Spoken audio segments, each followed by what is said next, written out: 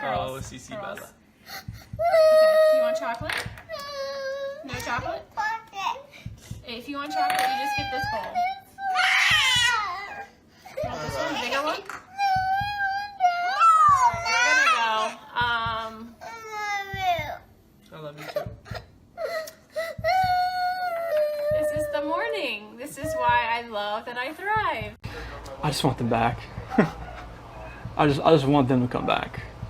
And if they're not safe right now, that's what's tearing me apart. Because if they are safe, they're coming back. But if they're not, this has got to stop. Like, somebody has to come forward. I don't want to be in it. Get lower.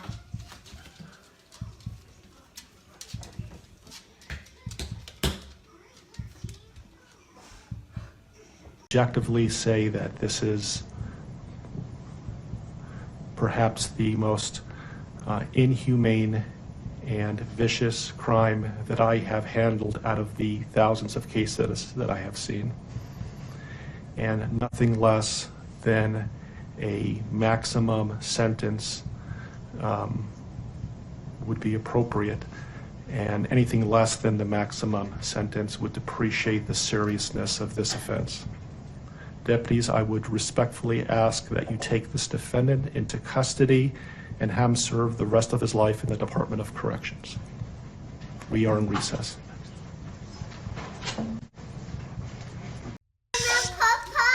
Tell them you love them. You're welcome. We love you. Say love you. Candy. Oh yeah, shoot, that's in here.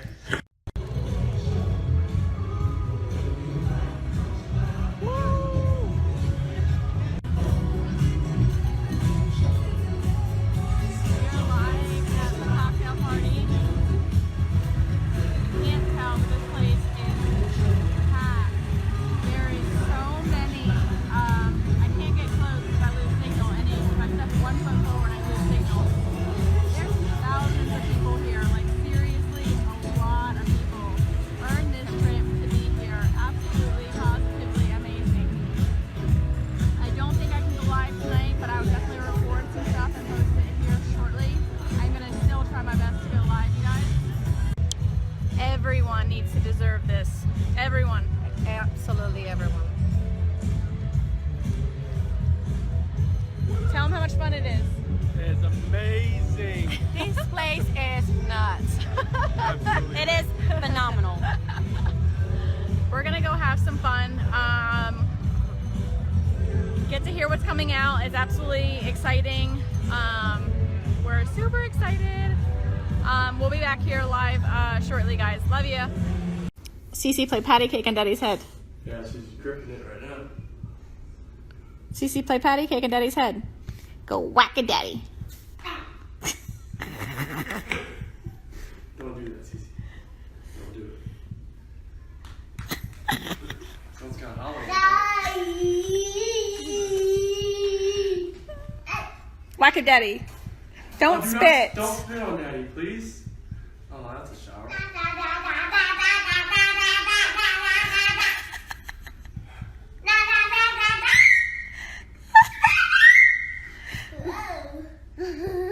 Careful, Bella, don't fall, okay? Whack a daddy. Whack a daddy. One more time, Daddy. Whack a daddy. Whack.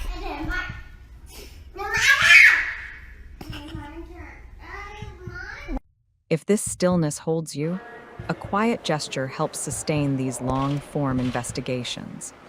Taking a moment to like the video or subscribe allows stories like this to be examined with the time and care they demand, bringing hidden truths into focus, one layer at a time. I don't want them to really go in the ocean. I mean, Ready, set?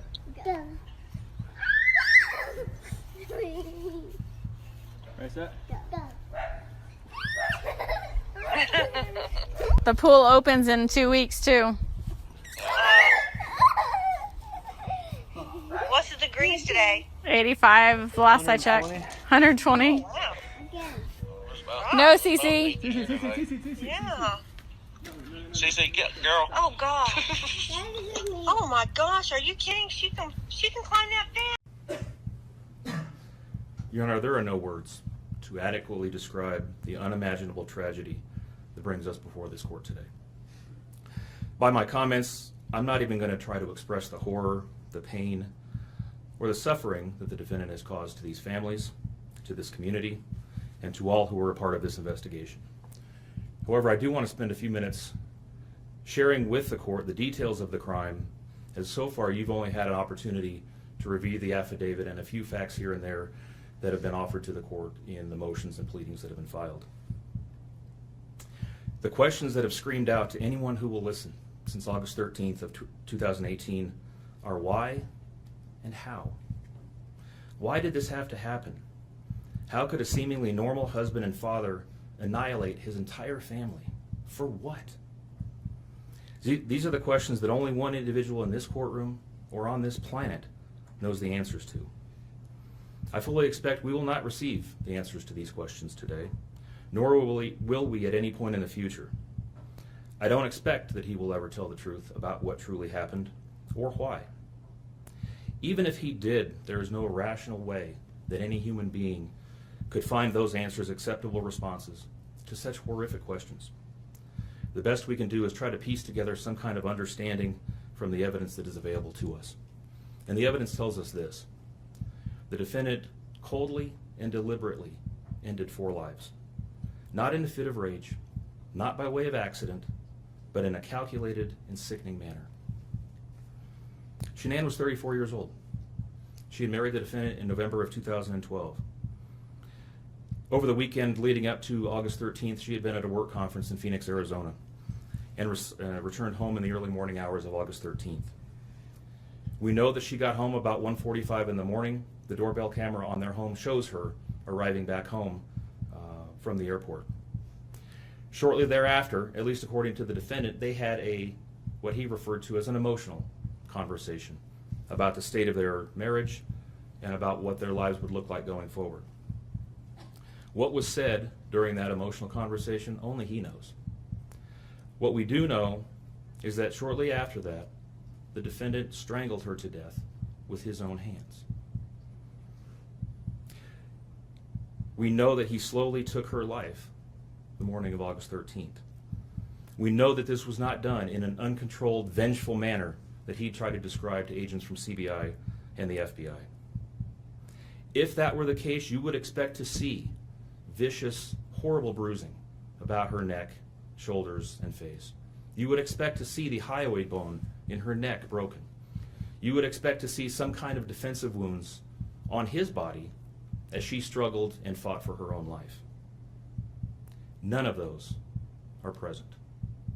The only injuries that were on Shanann's body were one set of finger or bruising, what appeared to be fingernail or finger mark bruising to the right side of her neck. We know that our experts will tell us that it takes 2 to 4 minutes to strangle someone to death manually with their own hands. The horror that she felt as the man that she loved wrapped his hands around her throat and choked the life out of her must have been unimaginable.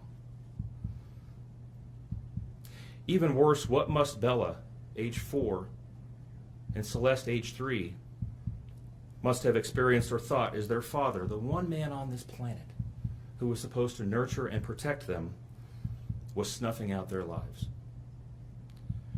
They both died from smothering. Let me say that again. The man seated to my right smothered his daughters. Why? Imagine the horror in Bella's mind as her father took her last breaths away.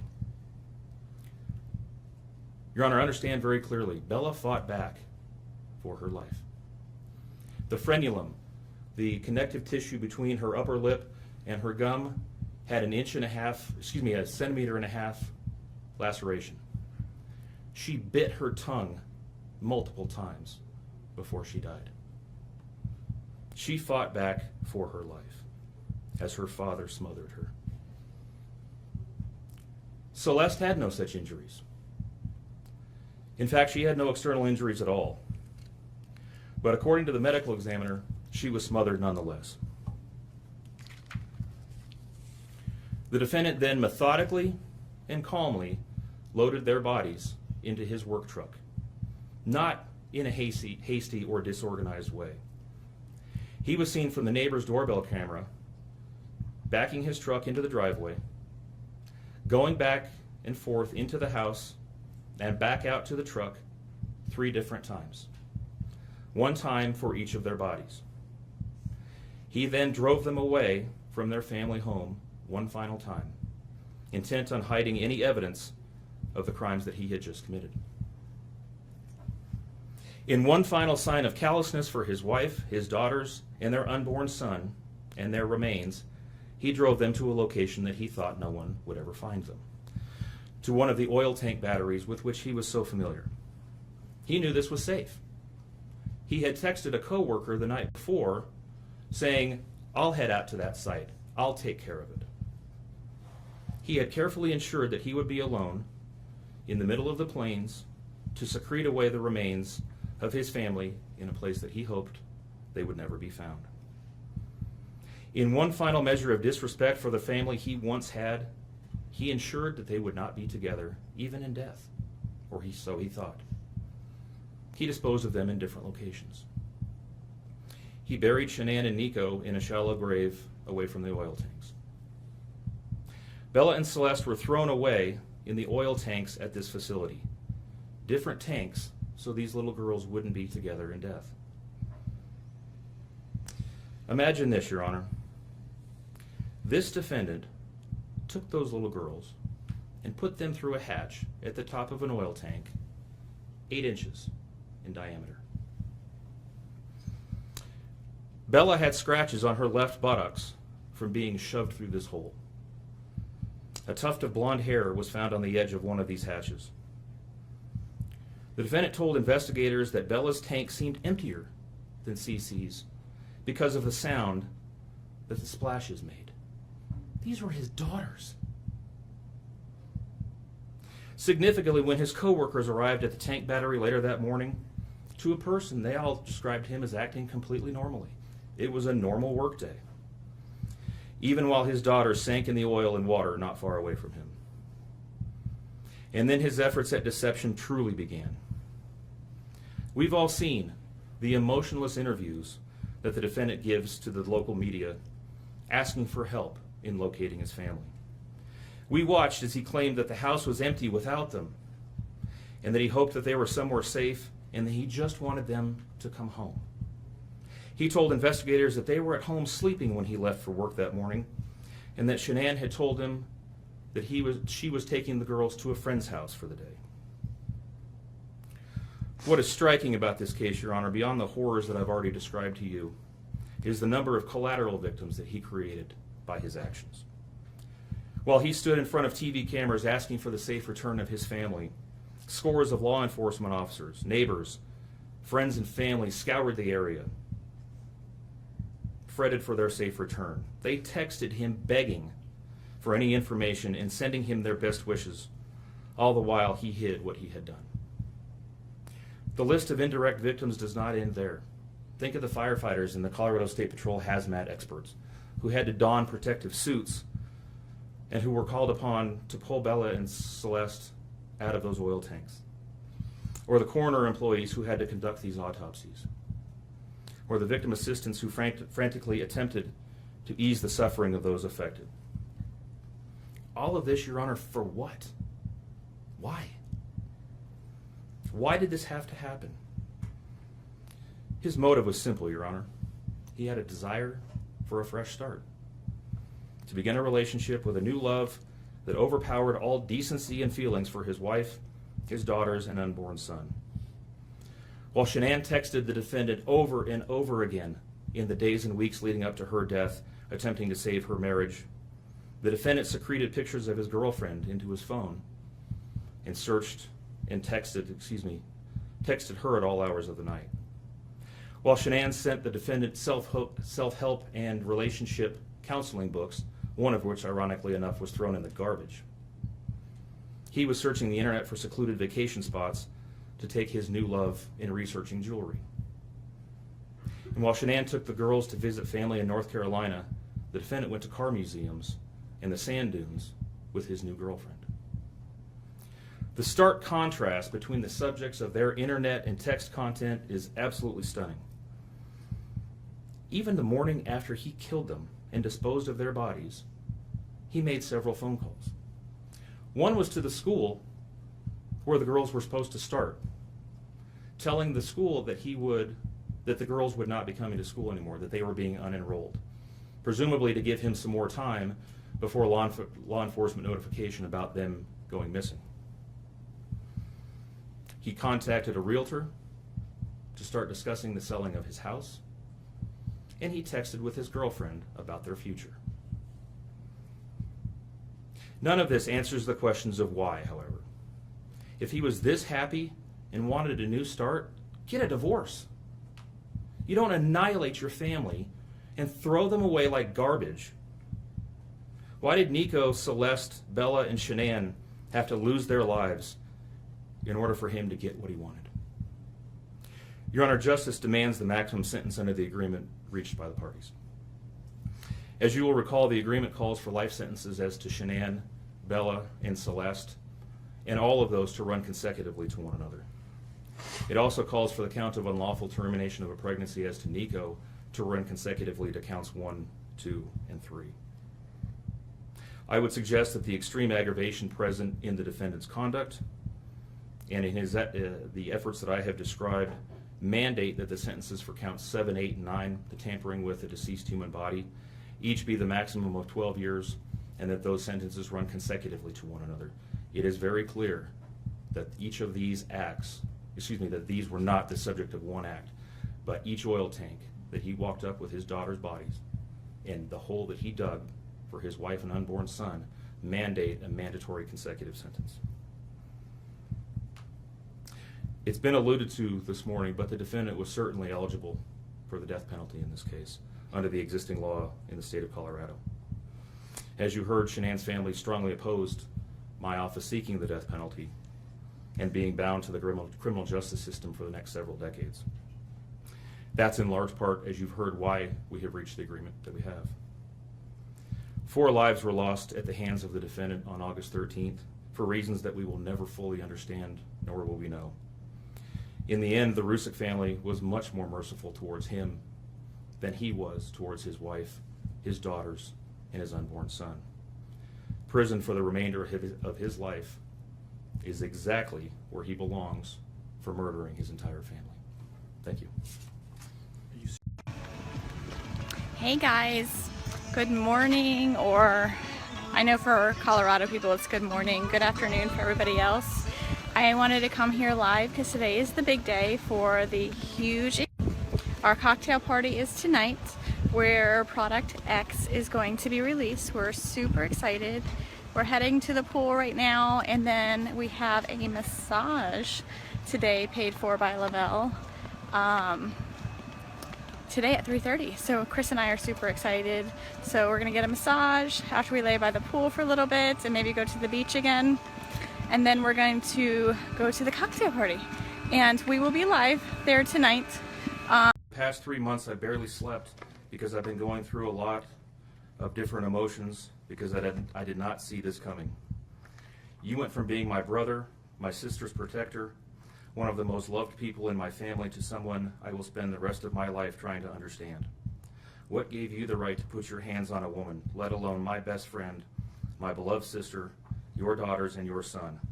Why weren't they enough for you? In the blink of an eye, you took away my whole world, the people that mattered to me the most. Everything in my life I loved, your children. They trusted you. They loved you.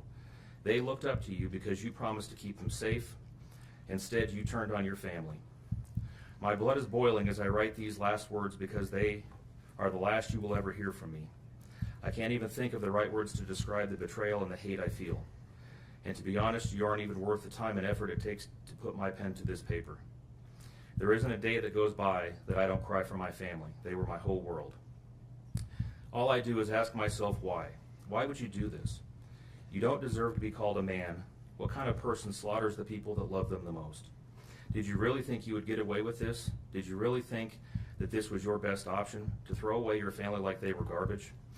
They deserve better and you know it. I hope you spend the rest of your life staring at the ceiling every night, being haunted by what you've done. None of us deserved this. Hearing my mother and father cry themselves to sleep in this hotel room causes me anguish that is beyond words. I can't describe how this feels, how badly my heart is breaking for my poor parents. We trusted you. You have taken away my family from this earth, but you can never take them from my heart. You took away my privilege of being an uncle to the most precious little girls I've ever known. I will never hear the words Uncle Frankie again, but you will never be called Dad again either. You'll never be able to put your hands on another woman, let alone my best friend, my beloved sister, and your son. I just can't comprehend how they weren't enough for you. Shanann, Bella, and Cece loved you more than anyone. You were their hero. How could you destroy the people who loved them the most? I pray that you never have a moment's peace or a good night's rest in the cage you'll spend every day of your life in. A cage you are privileged to live in because my family isn't evil like you. We begged the district attorney to spare your life because despite everything, we believe that no one has the right to take the life of another, even someone like you. I feel sorry for your family. I know the pain that they must feel knowing that they can't hug you, because that's how my mother, father, and I feel every time we cry for our family.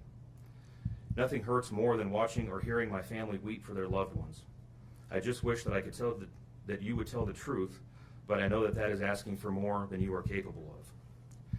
I stayed up all night writing this statement. I don't sleep because of you. My life will never be the same because of you, but at least my conscience is clear. I get to live free, but I can't say the same for you. I haven't slept in 2 days because I've been anxiously waiting for this moment, the moment I get to tell you how I feel, how this has affected my family and I.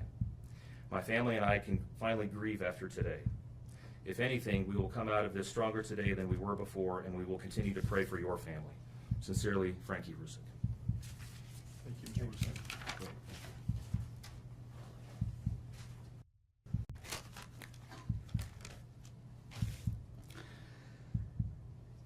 What I'd like to say to the courts that Shanann, Bella, and Nico are loving, caring people. They love life. They love being around people who love them. They always had good times. This is the first time they went to the beach this year, and they loved it. But God only knows what happened that night. Life will never be the same without Shanann, Bella, and Celeste and Nico. Had all their lives to live. They were taken by a heartless one. This is the heartless one, the evil monster, who dare you take the lives of my daughters Shanann, Bella, Celeste, and Nico. I trusted you to take care of them, not kill them. And they also trusted you. The heartless monster, and then you take them out like trash. You disgust me. They were loving and caring people. You may have taken their bodies from me, but you will never take the love they had for me. They loved us more than you will ever know, because you don't know what love is, because if you did, you would not have killed them. You monster, thought you would get away with this. I don't know how. The cameras do not lie. You carry them out like trash of the house. Yes, I seen the videotape. You buried my daughter Shanann and Nico in a shallow grave, and then you put Bella and Celeste in huge containers of crude oil. You heartless monster. You have to live with this vision every day of your life, and I hope you see that every time you close your eyes at night. Oh, I forgot. You have no heart or feelings or love. Let me tell you something. I will think of them every day of my life, and I love them every day of my life. Prison is too good for you. This is hard to say, but may God have mercy on your soul. I hope you enjoy your new life. It's nothing like the one you had out here. May the courts have no mercy on you. It's hard every day. It hurts in so many ways. I have heard people say that you're not a monster. No, you are not. You're an evil monster. Thank you. Love you, Shannon, Bella, and Nico. Love you, Pop and Dad. And one other thing. And Shannon says she is super excited for justice today. Thank you, Your Honor. Thank you, sir. Just wait. Hi guys, say What's hi going Bella. We gotta get you dressed, kid. I Look know, what Bella's right? eating. Bella's eating some of the ingredients. She got a nice little bowl of chocolate chips. Look at that. What is that, Bella? Can you show them? What is it? Is it chocolate? It's chocolate little mini morsels, right? Yeah, good job. So she's been eating my peanut butter and the chocolate morsels so far today. So we're gonna let a few more people hop on, and then we're gonna get cooking here, and we'll explain to you what we're cooking up over here. So Yeah, welcome to the 12 days of Christmas, Lavelle Day, and even though I like to claim that I could probably cook, I can't at all. So I'm gonna let my wife do all the cooking. She's gonna make up some Thrive Bites for us. and I'm gonna go wash my hands real fast. Uh-oh. She's gonna leave me here alone. Oh, we got some people joining. Bella, look. Got people looking at us. Say hi. Wife's gonna be making up some Thrive Bites here in a second, so make sure you hop on and join us for the 12 days of Christmas. Bella's got some chocolate chips. I need a Lavelle apron. They're All right, guys. Hey, Michelle. Hey, Amanda. Bella's showing you what she's eating. She's eating the ingredients. She's been eating the ingredients since I've been getting them prepared. So we're gonna make Thrive Bites today. Chris didn't want to go on live doing it because he didn't want to mess anything up. Not that you can mess anything up with Thrive Bites. It's so simple. Except for today, we're gonna double the recipe because we love the Thrive Bites. When you are craving something to eat, or junk food or whatever, you just pop a Thrive Bite and it fills you up, and it's really delicious. Thrive Bites, right? Good job, Bella. My little helper right here. So today, I will post in the feed the Thrive Bites. Bella, shh. Will you turn it down for me, please? So I'm going to post in the thread here today on how to make Thrive Bites and the recipe. So basically it calls for 1 packet of your lifestyle mix. Now you can use any flavor. I'm going to use vanilla here today. And hold on, honey. It calls for a cup of oats, a half a cup of peanut butter. Hi, Bonnie. Hey, Corey. Look at Bella. A half a cup of mini morsels. Now, I'm doubling the recipe, but still want to keep the calories down, so I'm only going to still do a half a cup of mini morsels. It does also, you can add anything into it, like coconut, peanuts, walnuts, whatever you want. It's up to you. You also add a 1/3 cup of honey, a half a cup of ground flaxseed, and a teaspoon of vanilla. I don't know if I mentioned peanut butter, but also half a cup of peanut butter.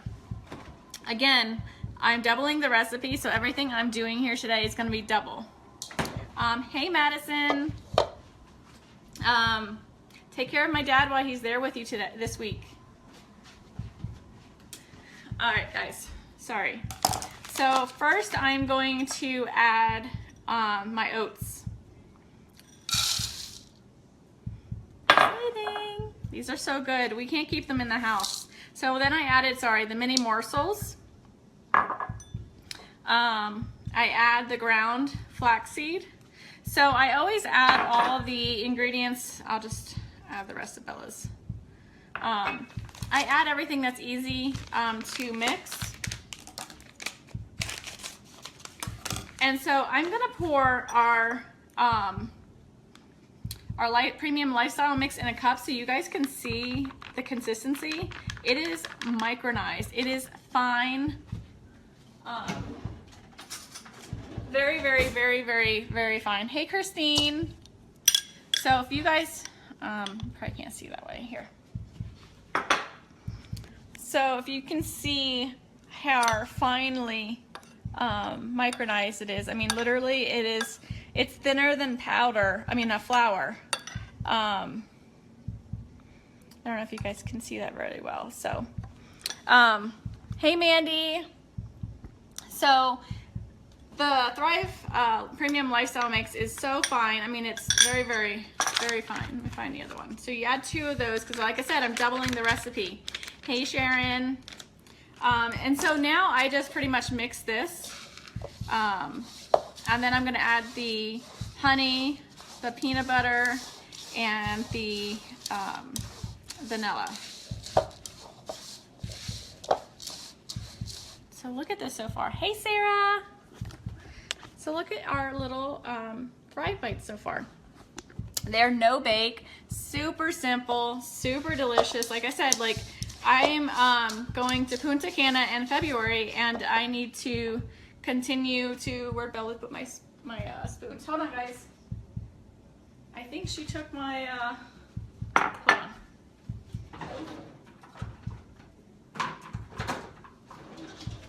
All right, I got 2 more. So if you're like me, yes, Michelle, they're super delicious. So now I'm gonna add the honey.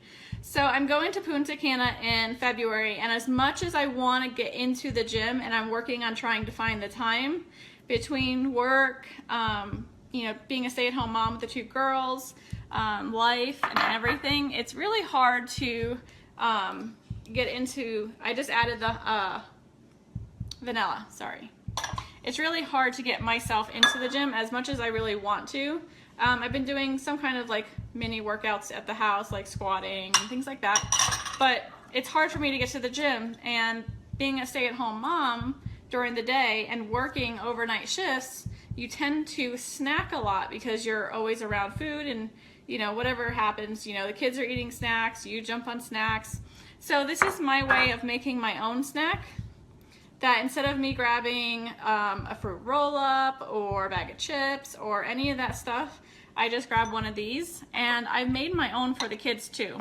So they have their own little protein bites Bella loves. So now that all my ingredients are in here, I'm just going to mix it up really good. And as you guys know, messing with peanut butter, it's fun. So, sorry, I don't like a mess when I'm cooking. Not that I'm cooking. I know, Bonnie. So Bella does squats with me at the house because, you know, we all gotta work up the backside, right? So I am doing squats at the house, and it's super funny because she tries to do them with me. And so here comes Cece, the sumo wrestler, doing squats in my living room because she literally looks like a sumo wrestler when she's doing them. Yeah, Mandy, so that is my favorite side effect. And you know, the thing is, it's not a weight loss company. And as you know, I use you as an example because you are super skinny when you started Thriving. And so like, it's not a weight loss company, but you know what, with anything you can do, you can manage your weight, you know, with just the small things that you do with cutting out junk food. Like that's what has happened with me when I started the Thrive experience, is I no longer crave a lot of the junk foods as I used to crave. And being lazy from, sorry, I'm getting another spoon.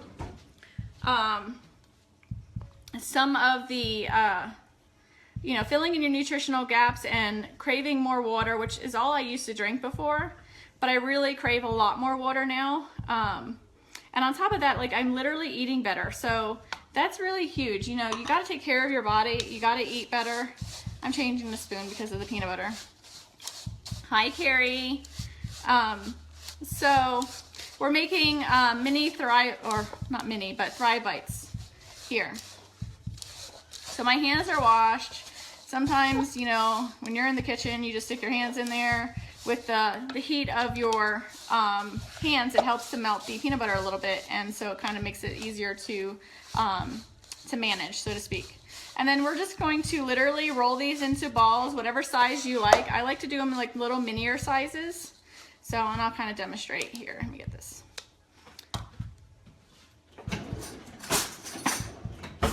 So, get your hands dirty. I take about a teaspoon size. You can see that. And, you know, just pinch it into a ball. And so that's how big I make mine. They're probably a size of a quarter in round. Carrie, they're super delicious and very healthy for you too, except for the fact that they have little mini morsels in them, but I cut the recipe in half when it comes to the mini morsels. And then you can be creative. You can use the strawberry shake with it. You can use the apple pie and create it into like an apple pie little treat. I love the peanut butter because everyone in this house loves peanut butter and I can never keep it on hand. So it's been really good. Like I said, the girls love them. I don't use the Thrive Lifestyle mix for the girls, but I make them their own little mini bites so they feel like they're getting a treat with us too. Yes, Mandy. So these are so, like, honestly, they're really good too. But yeah, and you can do whatever you want with them. You can add anything. I'm not a coconut person, so I don't add coconut to mine, but you can add chunky peanut butter. You can add anything, you know, that you want. Stick them in the fridge, let them chill, and then put them in a little container, and then you're good to go. Grab and go. How many spoons are you required? Listen. I use like one sometimes, but like it's sticky, and you know, usually I just use my hands a lot. Of course they're clean, but you know, I'm trying to be, you know, proper, like professional TV cook, you know. I don't qualify though. So, give me 1 second. They're really good. You guys really have to try them. I will post them in the thread here. I am down 28 pounds since I started the Thrive Experience, and going to Punta Cana in February, I'd like to be down another, you know, a good 5 to 10 pounds. And so this is a really good way for me to do that. And I'm going to show you kind of what they look like. I'm sure some of you have made some protein bites before. So it's super simple, you guys.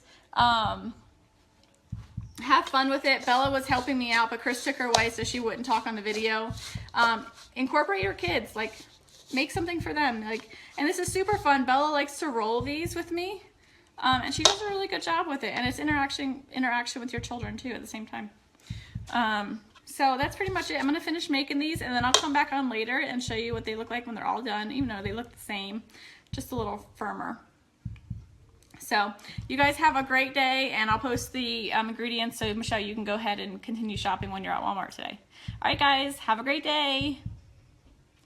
There are these are great when you have an afternoon slump of work. Yes, so good.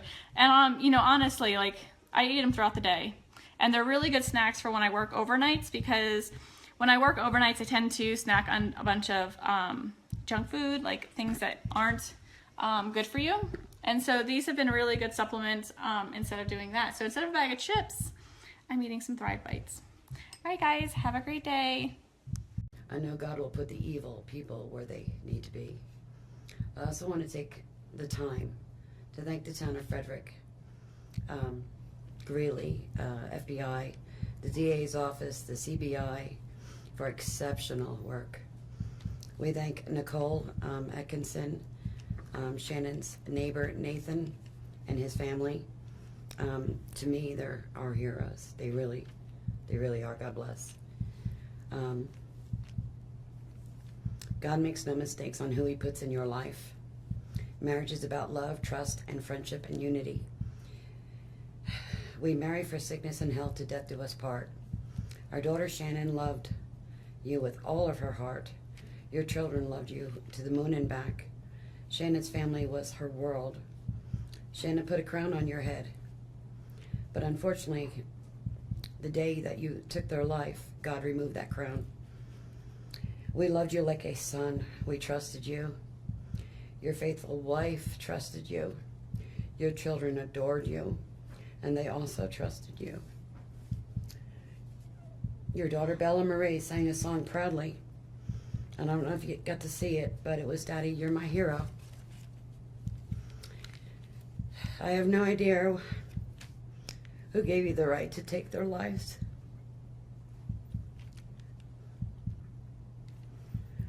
But I know God and his mighty angels were there at that moment to bring them home to paradise. God gives us free will. So not only did you take the family of four, your family of four, You took your own life. I want the world to know that our daughter and her children were so loved by us. There will always be protected by God and his mighty angels. I didn't want death for you because that's not my right. Your life is between you and God now, and I pray that he has mercy for you. From Shannon's mother, Bella Marie, Celeste Catherine, and Nico Lee's, Nana. Thank you, Your Honor. Hey everybody! So I'm home with the family, and they're excited to try the new Pro Bars, and they came in, I think, yesterday. So we have cookies and cream, and we have lemon meringue. Who wants Pro Bars? I do. All right, so do you guys want lemon meringue first, or do you want cookies and cream? Cookies. Cookies? I want that. You want the lemon meringue?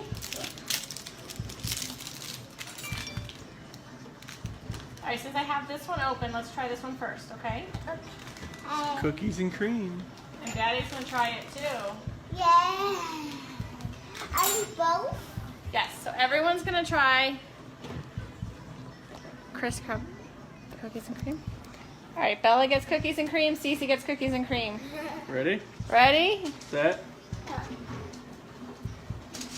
You're the taste testers.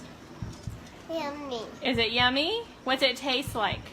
Chocolate. Chocolate. What else?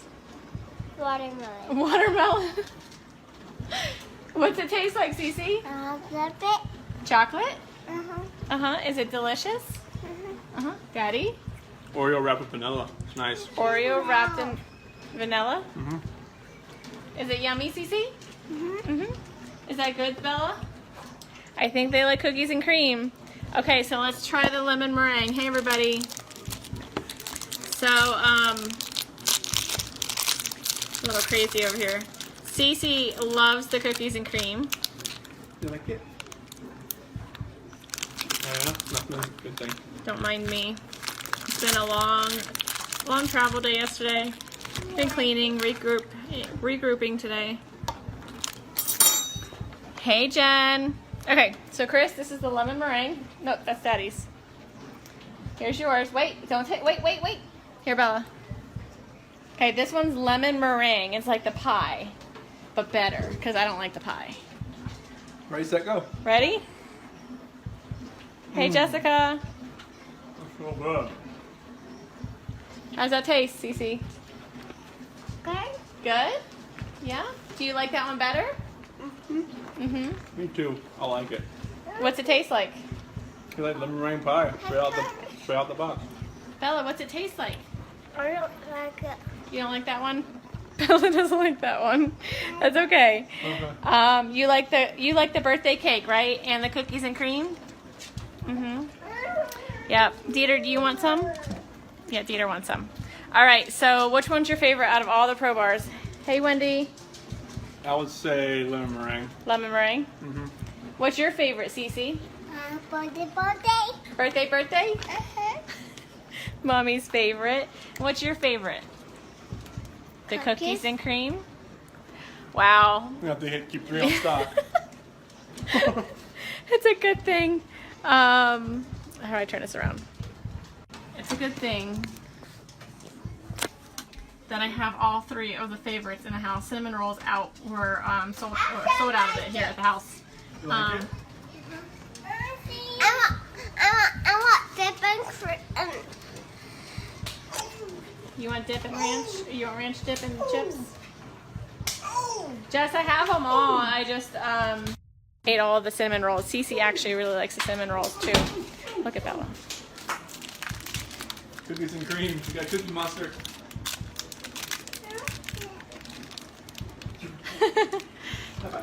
I'm guessing you like it, kiddo. You like it? You want the lemon meringue, Cece? No, she didn't like that one. I don't like that. Daddy will finish it. Yep. All right, you guys. So that's our family. Making sure I didn't miss anything. Hey, everybody. So we're a mixed family. Apparently, birthday cake is a winner for me and Cece. Bella loves the cookies and cream, and Chris is lemon meringue. Surprisingly, because he's a cookies and cream guy. Yeah. So super excited.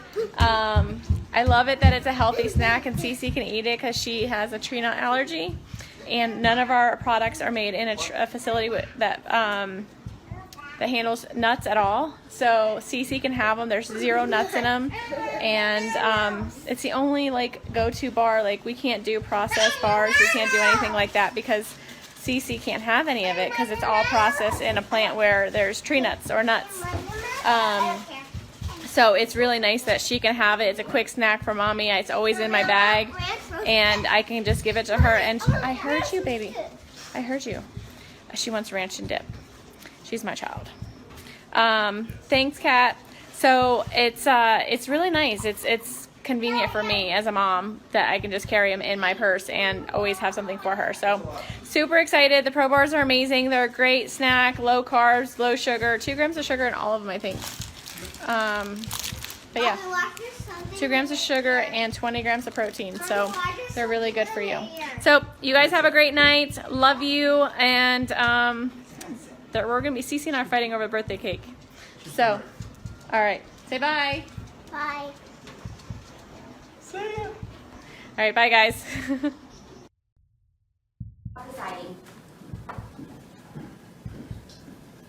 morning and welcome to be seated.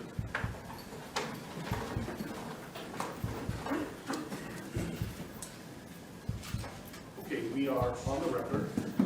We are in Division 17 of the Weld County District Court, and we are here regarding Weld County case number 18CR2003, people of the state of Colorado versus Christopher Lee Watts. My name is Marcelo Cupcow, a District Court Judge here in Weld County, and I will be the presiding judge in this case. If I could please have the lawyers identify themselves for the record, starting with the prosecution. Good morning, Your Honor. Michael Rourke on behalf of the people. Patrick Roach on behalf of the people. Your Honor, John Walsh on behalf of the defense. Jay Merson on behalf of Mr. Watts. Thank you. Thank you. And Mr. Rourke, did you want to make a record regarding compliance with the Victims' Rights Act? Yes, Your Honor. We are in compliance with the Victims' Rights Act. Frank Rusick, who is Shanann Watts' father, is present in the courtroom, as is Frankie Rusick, who is Shanann Watts' brother. They are present in the courtroom, and we have advised them of the purpose of today's hearing and what we expect to occur. Thank you. Mr. Watts, last week I gave you a limited advisement because charges had not been filed. They have now been filed, so I'm going to give you a full advisement. If at any time you have any questions, please let me know, and you're welcome also to certainly consult with your attorneys, okay? Yes, sir. So, you do not need to make any statements. Any statements you make can be used against you. Do you understand? Yes, sir. You have the right to be represented by counsel, and if you're indigent, you have the right to request the appointment of counsel or consult with the public defender before any further proceedings are held, and I see that you've taken advantage of that right. Any plea that you make must be made voluntarily and not the result of undue influence or coercion. You understand? Yes, sir. At this point, I have denied your right to bail, given the charges. You can certainly have a conversation shortly about that issue. You have the right to understand the nature of the charges. We'll go over them in a moment. You have the right to a jury trial. You also have the right to demand and receive a preliminary hearing within a reasonable time to determine whether probable cause exists to believe that the offenses charged were committed by you. Do you understand? Yes, sir.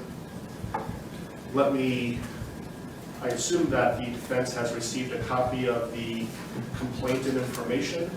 Mr. Watts will explain to you what you have been formally charged with and what the possible penalties are.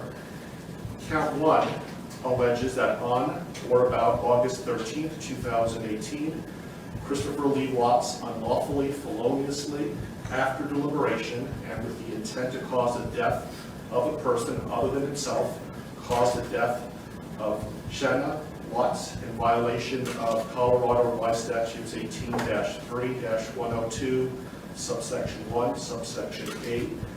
And that crime is classified as murder in the first degree, a class 1 felony. Do you understand?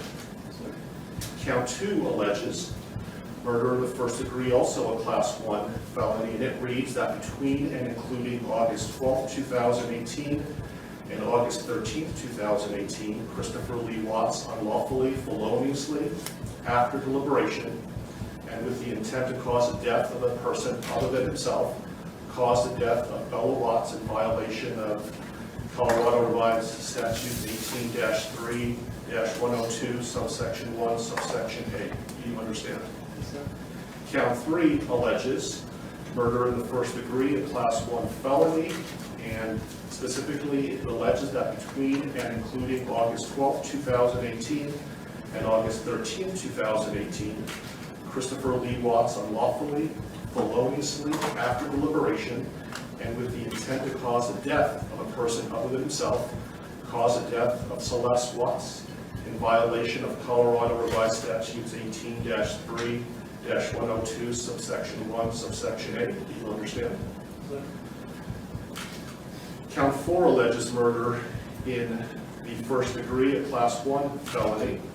It alleges that between and including August 12, 2018 and August 13, 2018, Christopher Lee Watts unlawfully, feloniously, and knowingly caused the death of Bella Watts, a child who had not yet attained 12 years of age, and the defendant was in a position of trust with respect to the victim in violation of Colorado Revised Statutes 18-3-102, subsection 1, subsection F. Do you understand? Yes, sir. Count 5 alleges murder in the first degree, a class 1 felony. It alleges that between and including August 12, 2018 and August 13, 2018, Christopher Lee Watts unlawfully, feloniously, and knowingly caused the death of Celeste Watts, a child who had not yet attained 12 years of age, and the defendant was in a position of trust with respect to the victim in violation of Colorado Revised Statutes 18-3-102, subsection 1, subsection F. Do you understand? Yes, sir. With regard to these first 5 counts, the minimum sentence that the court could impose if convicted is life imprisonment in the Colorado Department of Corrections, and the maximum sentence is death. Do you understand? Yes, sir. Let me also point out that pursuant to Rule 32.1 of the Rules of Criminal Procedure, the prosecutor would have to file a written statement of intent to seek the death penalty no later than 63 days after arraignment. Do you understand? If a life imprisonment sentence was imposed, it would be without the possibility of parole. Do you understand that? Yes, sir. Count 6 alleges a Class 2 felony of unlawful termination of pregnancy in the first degree. Specifically, it alleges that on or about August 13, 2018, Christopher Lee Watts, with the intent to terminate unlawfully the pregnancy of a woman, namely Shanann Watts, feloniously and unlawfully terminated the pregnancy of the woman. Further, the woman died as a result of the unlawful termination of the pregnancy in violation of Colorado Revised Statutes 18-3.5-103. Do you understand? Yes, sir. The possible penalties, if convicted for this crime, is a mandatory minimum 16 years in prison up to 48 years in prison, followed by an additional mandatory parole period of 5 years. Do you understand? Yes, sir. Count 7 alleges tampering with a deceased human body, a Class 3 felony. It alleges that on or about August 13, 2018, Christopher Lee Watts, believing that an official proceeding was pending, in progress, or about to be instituted, and acting without legal right or authority, unlawfully and feloniously, willfully destroyed, mutilated, concealed, removed, or altered a human body, part of a human body, or human remains with the intent to impair it or their appearance or availability in the official proceedings in violation of Colorado Revised Statutes 18-8-610.5. Do you understand? Yes, sir.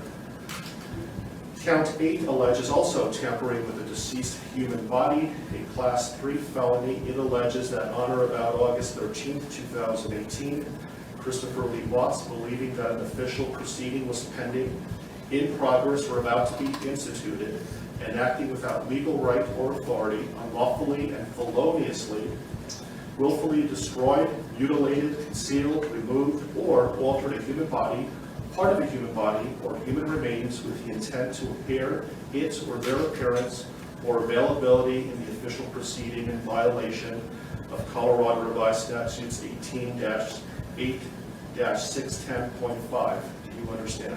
Yes, sir. And finally, count 9 alleges tampering with a deceased human body, a Class 3 felony. It alleges that on or about August 13th, 2018, Christopher Lee Watts, believing that an official proceeding was pending, in progress, or about to be instituted, and acting without legal right or authority, unlawfully and feloniously, willfully destroyed, mutilated, concealed, removed, or altered a human body, part of a human body, or human remains with the intent to impair its or their appearance or availability in the official proceeding in violation of Colorado Revised Statutes 18-8-610.5. With regard to counts 7, 8, and 9, those Class 3 felonies carry a presumptive range of 4 to 12 years in the Colorado Department of Corrections. If there were sufficient mitigating circumstances, the minimum could be as low as 2 years. If there were sufficient aggravating circumstances, as many as 24 years. And any prison sentence would be followed by an additional mandatory parole period of 3 years. Do you understand? Yes, sir. Do you have any questions about what I've said so far? Yes, sir. And Mr. Merston, has your office filed a written intent to seek a proof evident presumptive rate hearing? Not yet, Judge, but we will be filing that. This case will be Mr. Walsh's and Ms. Harold's. They were the attorneys listed on the, I believe, the most recent pleading from the defense. Okay, thank you. And I would point out, Mr. Watts, that the prosecution also indicated in the complaint and information that these were acts of domestic violence. Do you understand that? Yes, sir. Okay, thank you. And so, Mr. Walsh, what is your request today? Your Honor, considering that we haven't received any discovery of the case, we're not in a good position at this point to advise the court about what kind of time we'll need. My suggestion to the court is that the court allow Mr. Watts to reserve the preliminary hearing in the case, reserve the proof evident hearing, and set the matter for a status conference about 60 days out. So just to be clear, he is waiving his right to have a preliminary hearing within 35 days, that he's not seeking a proof evident presumption rate hearing prior to the setting of the status conference in about 60 days, but he's reserving his right to have those hearings in the future, but not necessarily within 35 days. Is that right? Yes, Your Honor. We've spoken about those issues. And do you understand what we're talking about, Mr. Watts? Yes. Do you have any questions about that? Okay. And Mr. Rourke, do you have any objection to that request? No, Your Honor, that seems like the prudent way to proceed at this point. Okay. Let me give you a date that, how does, so 60 days is about October 20th or so. I have October 11th. Does that date work for the parties? I can go a little bit further if you like as well. I think a little bit further would make sense, Your Honor. Thank you.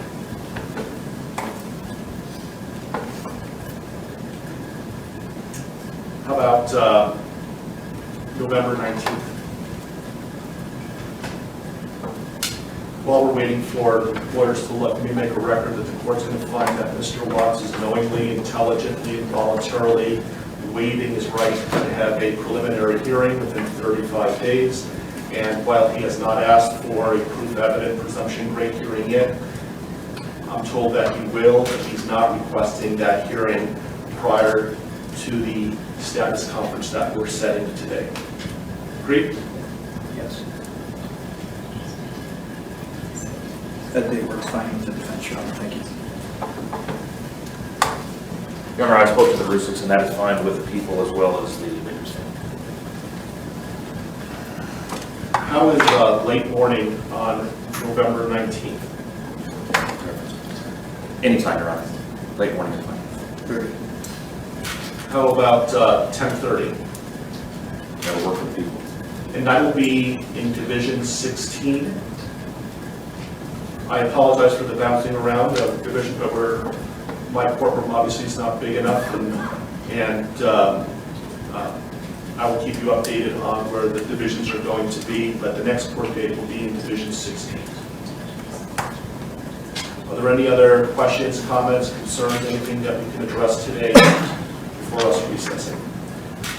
I think there are a couple of things outstanding, Your Honor, and first I wanted to address one very ministerial point of clarification with respect to the standing decorum order that the court entered yesterday. By its terms, and when the court defines the applicable areas, that includes my office, specifically the boundaries of the district attorney's office. I just wanted to make a request for clarification that the terms of this order do not apply to the conduct that occurs within my office itself. Agreed. Thank you. Otherwise, I have provided a copy of this to the employees of my office, and we will be providing it to law enforcement after this hearing is on. Thank you. I also intend on issuing a case management order later today, so be on the lookout for that. I don't know if the court has the desire at this point this morning to address a couple of the other outstanding motions that the Public Defender's Office has filed that we had entered or filed responses to. We have not addressed motions 2, 3, 5, and 7. And those are the defense motions 2, 3, 5, and 7. And for the record, our responses were C, D, E, and F. I don't have those motions in front of me, but I know that I issued a number of written orders yesterday. Did you receive those? I received written orders, but not as it relates to those 4, so perhaps they just haven't reached my desk yet. If they haven't yet, I will issue a written ruling. We'll be getting it shortly. I issued a number of orders yesterday. Your Honor, does that include, I did get the order on motion 5 and motion 7. Does that include motions 2 and 3 then that the court would? Remind me what 2 and 3 are again? Motion 2 is the motion to allow confidential defense experts to be present for any testing.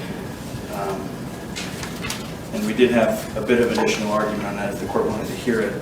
Motion 3 is a motion for a protective order. I prefer they put it in writing, and then I'll issue a written order with regard to that. Is that something that's time sensitive? I think it could be, Your Honor. I can't speak for the district attorney, but it could be.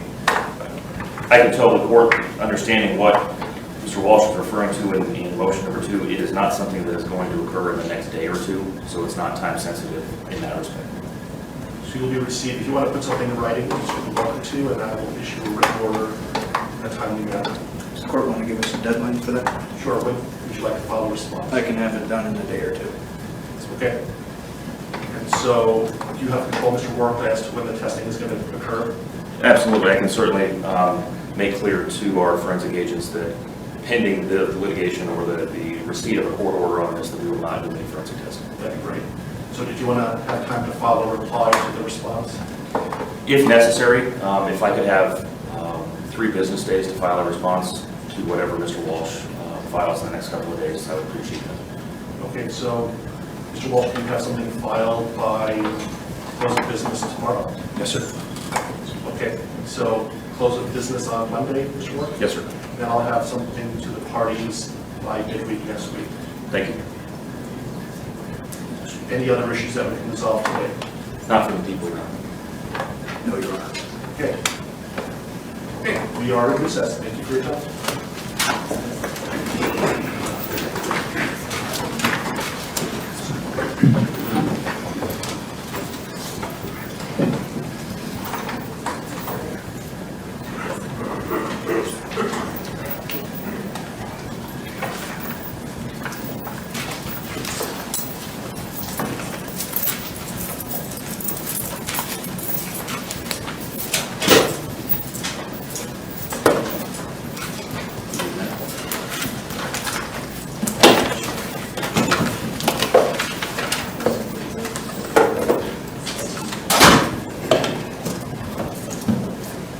This matter comes on for a first appearance. Mr. Warren, correct me if I'm wrong, but formal charges have not been filed yet? That's correct, Your Honor. The defendant was arrested. Formal charges have not been filed. By my calculation, I believe they will be due to the court at 3:30 on Monday afternoon. Thank you. Mr. Mercer, anything you would like to say about that? Not regarding that issue, thank you. So the court has reviewed a affidavit in support of a warrantless arrest.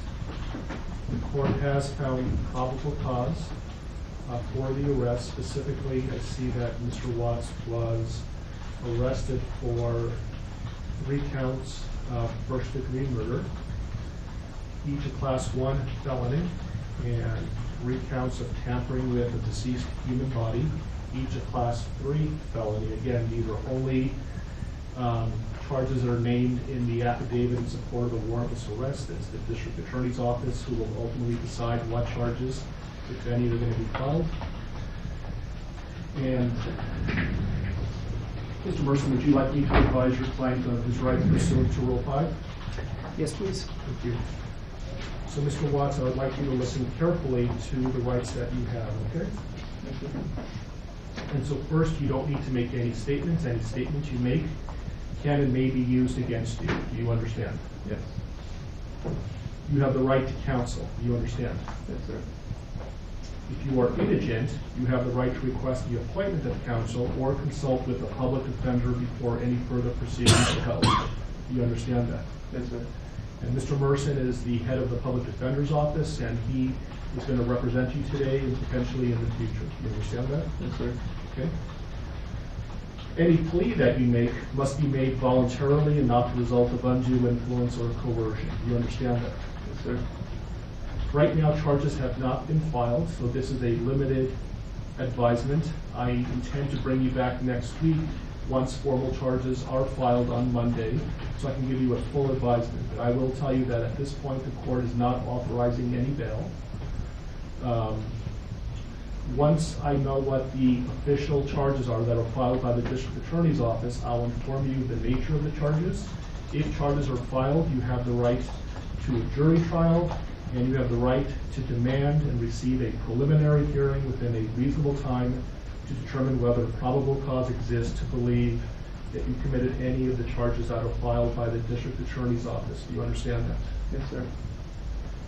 I believe that your lawyer has filed about 16 or so motions on your behalf, including a request for a preliminary hearing. Do you agree, Mr. Merson, that that time period, that 35 days to have a preliminary hearing, doesn't begin until your client appears in court next week once formal charges are filed? I agree. And I have not seen, correct me if I'm wrong, a proof positive, presumptive great written motion by your office? Not at this point, Judge. Okay. Okay. And so would you like me to further advise your client of any additional rights? No, thank you. Mr. Rourke, what kind of conditions, if any, are you requesting for the protection order given the circumstances? Judge, I'm going to defer to Mr. Wren on that. Mr. Wren? People are simply asking for the standard protection order under Title 18 at this point, given the deceased nature of the victims. And I assume based on the no bond hold, the issue of possessing or having access to or control over a firearm or any ammunition is a non-issue until and if bond is authorized. That's correct. Thank you. So, Mr. Watts, I am going to issue a protection order pursuant to Colorado Revised Statutes 18-1-1001. It's going to state that you not harass, molest, intimidate, retaliate against any witness involved in this case. Do you understand that? Yes, sir. If you were to violate the mandatory protection order, it's a Class 1 misdemeanor. Do you understand that? Yes, sir. And could we talk about some of them? I realize that things are happening very quickly.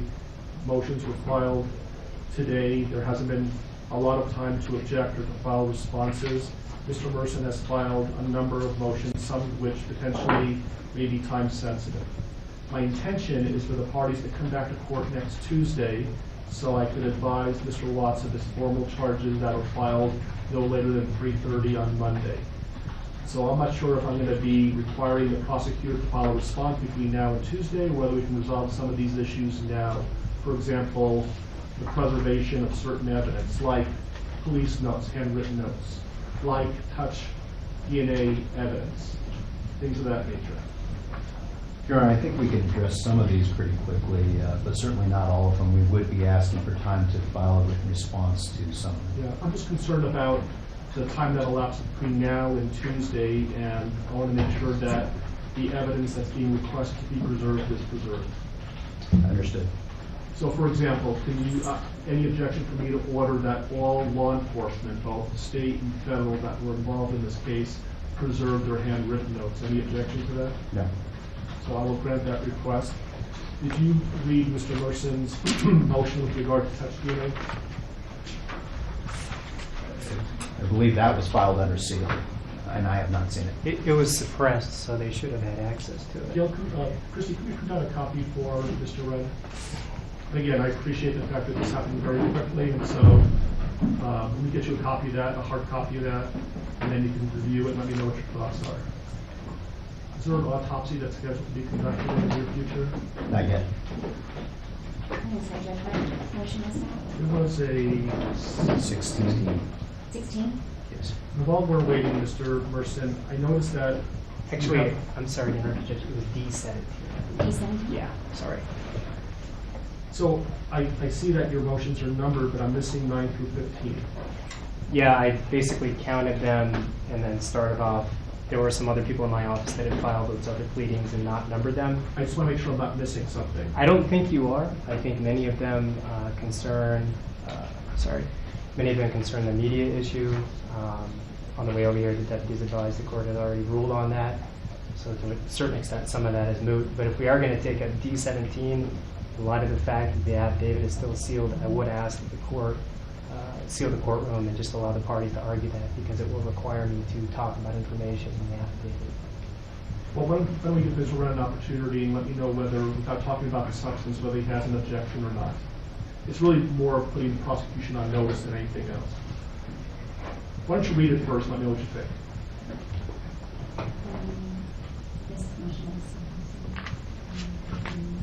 You can give it to the prosecution.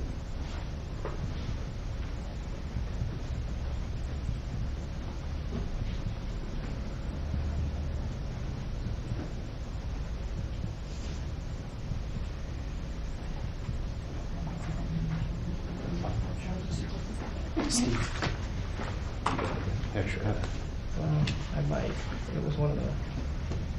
So, I did add the house to this, so the D17 will have the house on it as well. But that's the gist of it. At this point, I'm concerned about whether or not it's not. It's been released by law enforcement. Okay. When was that? Late last night. Okay. All right. Then I guess that part of the motion would be voted this morning. Mostly concerns what's in this motion. So, okay. If I could take a moment to read. Yes. Mr. Merson, anything on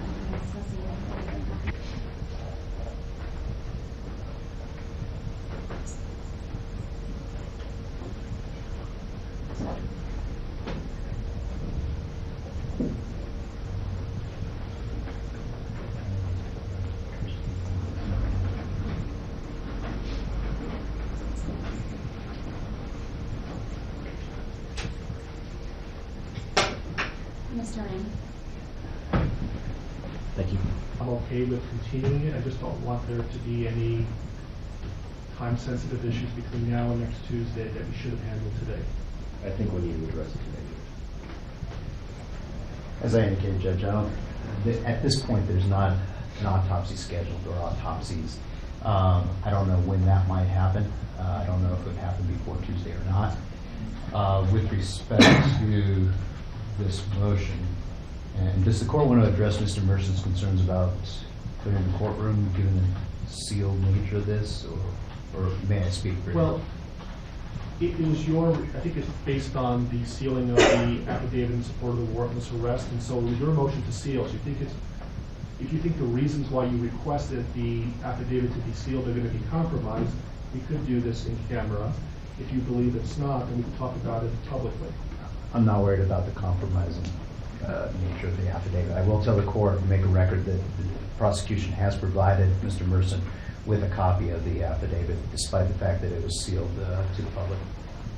I am concerned about this being discussed in a non-in-camera setting.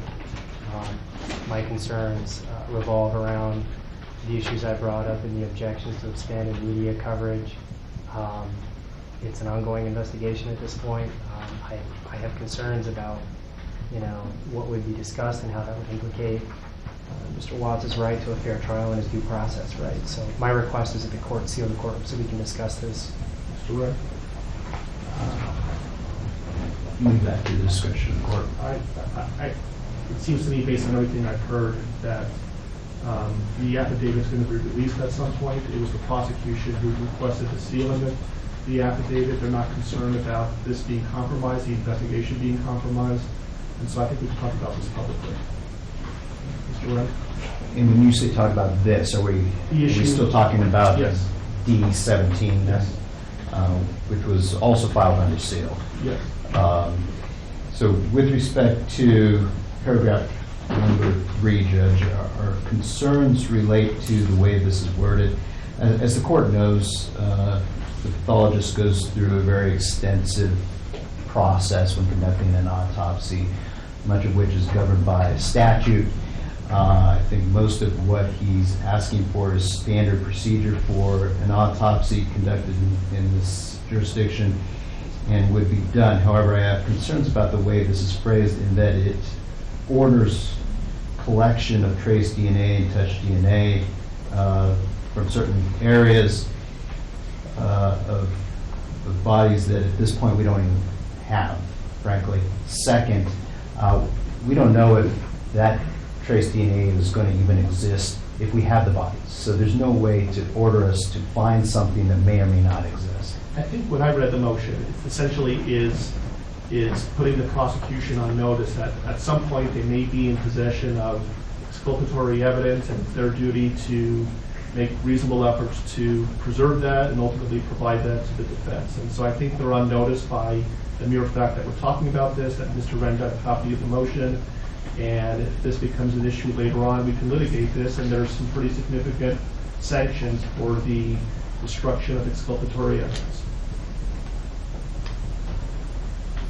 Okay, so that will be the ruling of the court. Your Honor, may I ask one clarifying question? Because the way that the motion is titled talks about the collection of touch or trace DNA at 2825 Saratoga Trail as well as during the autopsy, but the body of the motion does not. I want to make sure that Mr. Merson is aware that the home where the homicides were alleged to have occurred has been released by law enforcement, was released as of about midnight last night. So even as we stand today, we are not in a position to be able to go back in and collect trace DNA from that home. So I just want to make clear that, that the ruling of the court does not require us to do anything affirmative with respect to the home. And Mr. Wren advised me that the government is no longer in control of the home, so I'm aware of that. Thank you. Thank you. Thank you. With regard to the motion for protective order, essentially for nobody to speak to Mr. Watts other than his attorneys and investigators and support staff, I'm assuming there's no objection to that? Correct. You'll put law enforcement on notice on that issue? Yes. Okay. Any other time-sensitive issues that cannot wait until next Tuesday? Nothing from the people. Mr. Merson? Can I just have 1 second? Sure.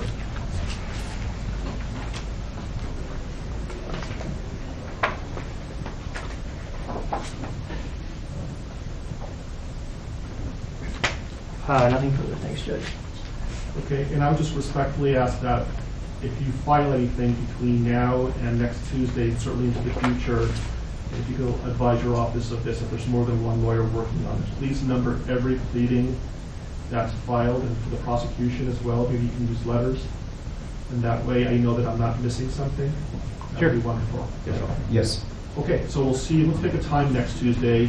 I know everybody's really busy. I just had some time open up. And so what's a convenient time for everybody to be here? I'm also going to be asking if there's victim rights compliance today and see if there's a more convenient time for whoever the victim rights representative is.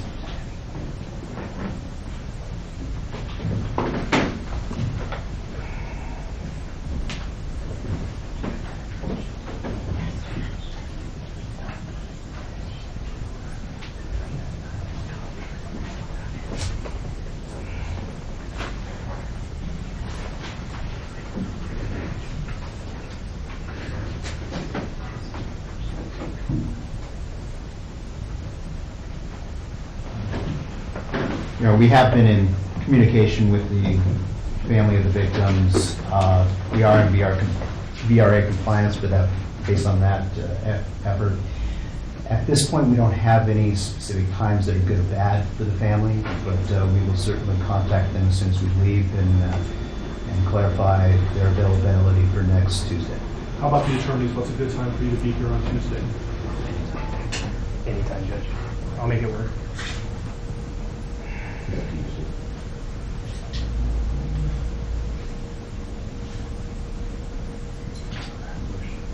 The motion's hearing in Division 12 at 2 o'clock. That'll probably last an hour. Otherwise, I'm free.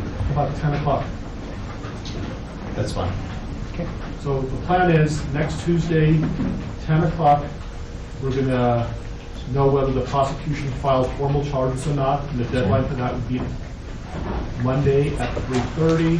I will give Mr. Watts a more detailed advisement,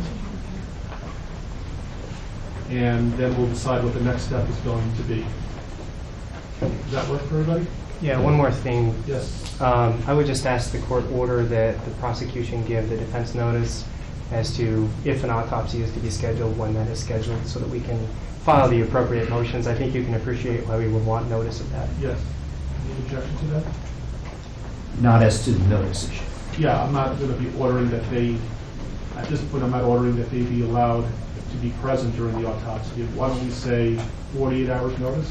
Is that reasonable? Yes, and if I learn that information over the weekend, I'll email Mr. Merson. Is that okay with you, Mr. Merson? That's fine, thank you. They wouldn't do the autopsy over the weekend, though, would they? No, I don't believe so. They would? They're going to try to get it done soon. So 48 hours is probably not going to do anything there. We've all certainly seen autopsies scheduled less than 48 hours after the bodies are recovered. So we will do our best to comply with the notice requirements as soon as we learn the information.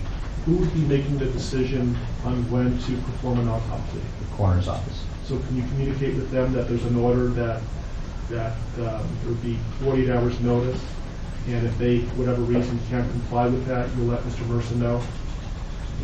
Is the court ordering that the autopsy not be conducted earlier than 48 hours after the recovery of the bodies? No. Okay. What I'm saying is I'm ordering that you notify the coroner that there's an order that Mr. Merson is entitled to 48 hours notice, and if they are intending to perform the autopsy sooner than that, they need to let you know before it starts so you can give Mr. Merson reasonable notice. Yes, sir.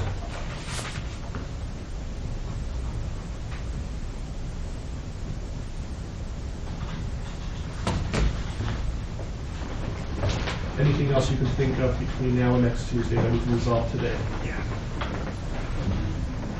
Nothing from the prosecution. Nothing from the defense, thanks. Okay. All right, we'll see you next Tuesday at 10 o'clock or Monday when we are at this point.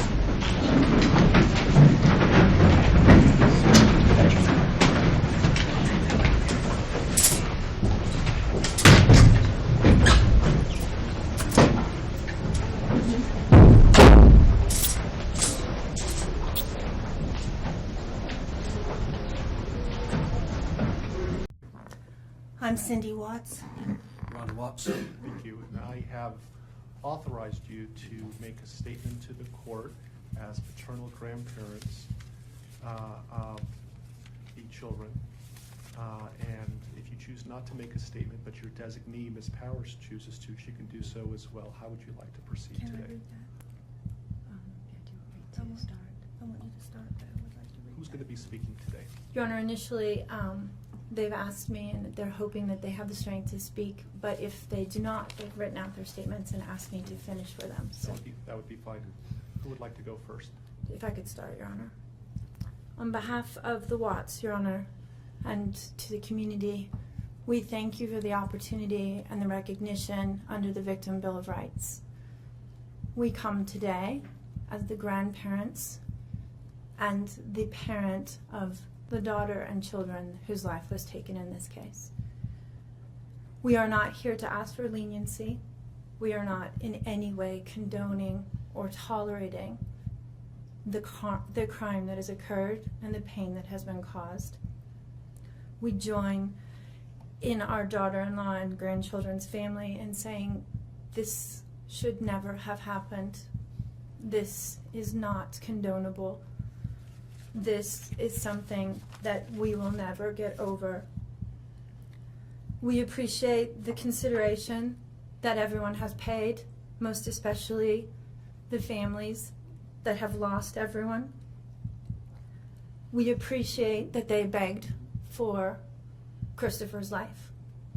We agree and echo what they have said, that it is not his place to take anyone's life, nor would it be our place as a community to take his life. So we thank you for the opportunity and for every consideration and effort that's been put out. The prosecution in this case has in fact respected the Victim Bill of Rights. They took the time to explain that the information that my clients had at the time that they were interviewed was not correct. They were misinformed. They were searching for answers. They were not intending to cause any pain to anyone. And they appreciate that the prosecution answered their questions and gave them the time and the respect and the consideration so that they could tell this court and everyone in this community that the interview content was not their message, that they accept that their son has done this, that they accept that he chose to plead guilty, that he sought and requested their consent and agreement for a life sentence. They appreciate that he is given the opportunity to serve that life sentence. It is his responsibility, it is his sentence, and it is not enough to make up for what has done. We understand and we join the family in that we have questions.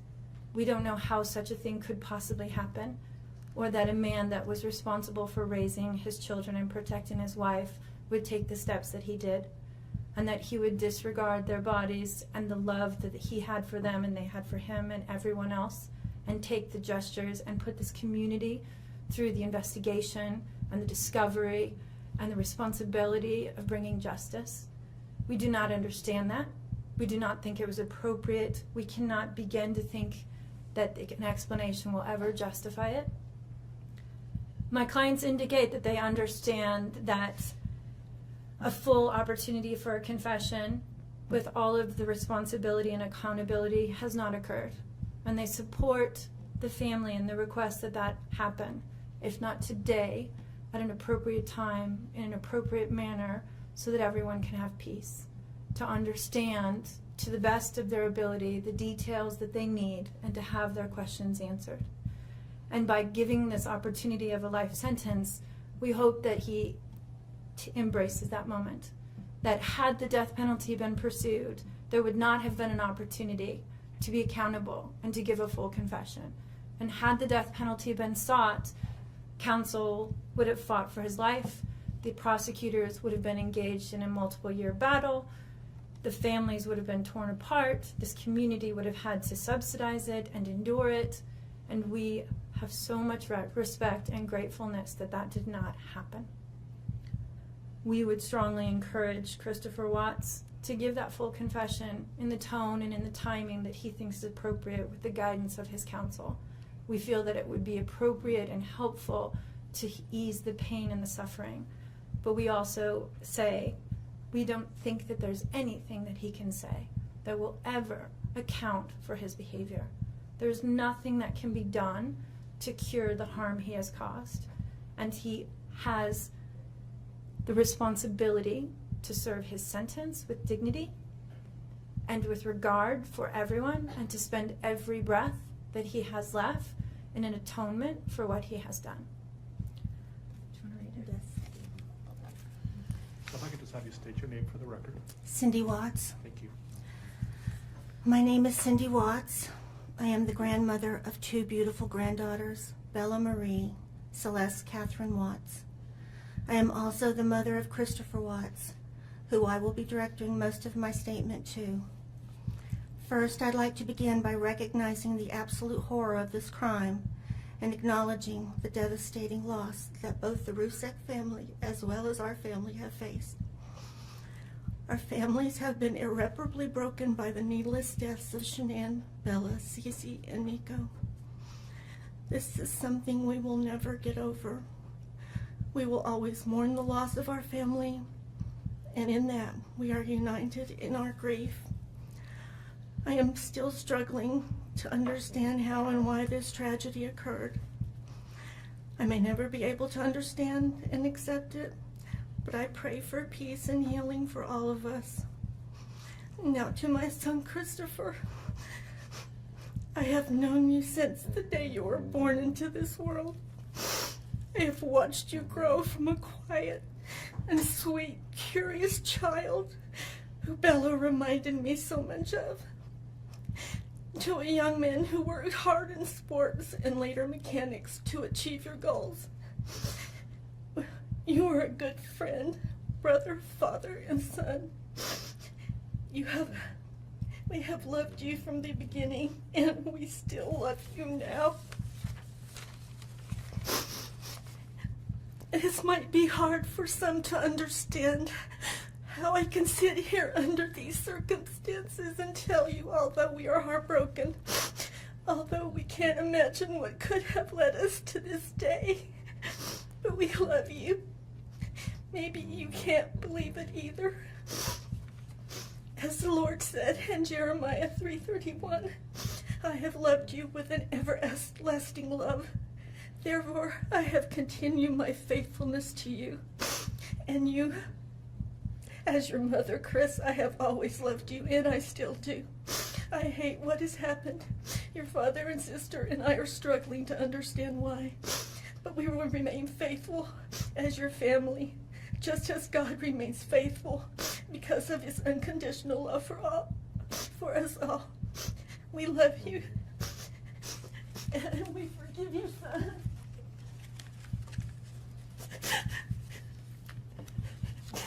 Thank you. Judge, if I could read Mr. Watts' statement. Yes.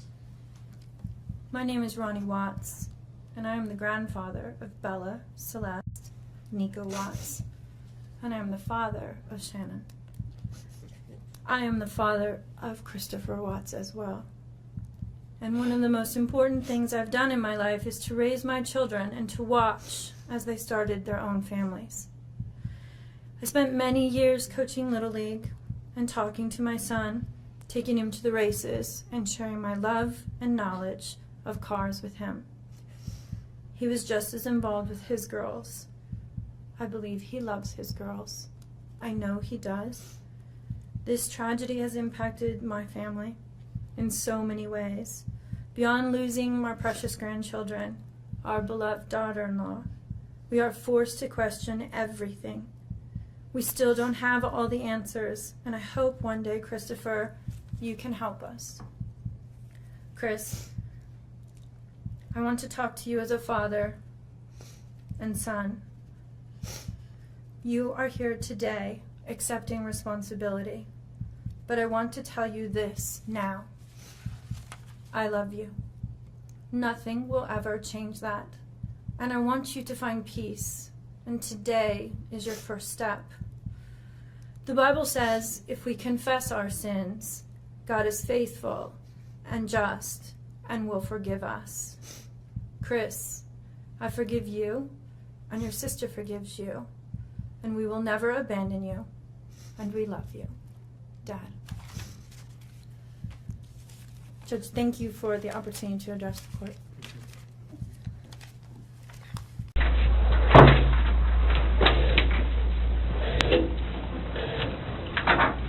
So I brought Graham in here because we want to talk to you about the results, okay? Sure.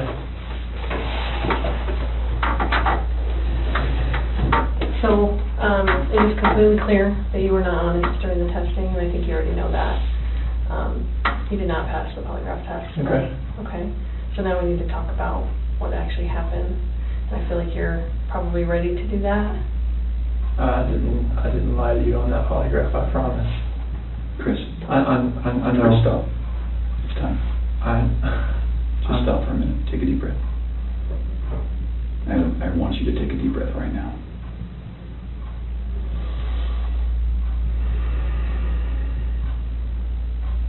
There's a reason you feel sick to your stomach.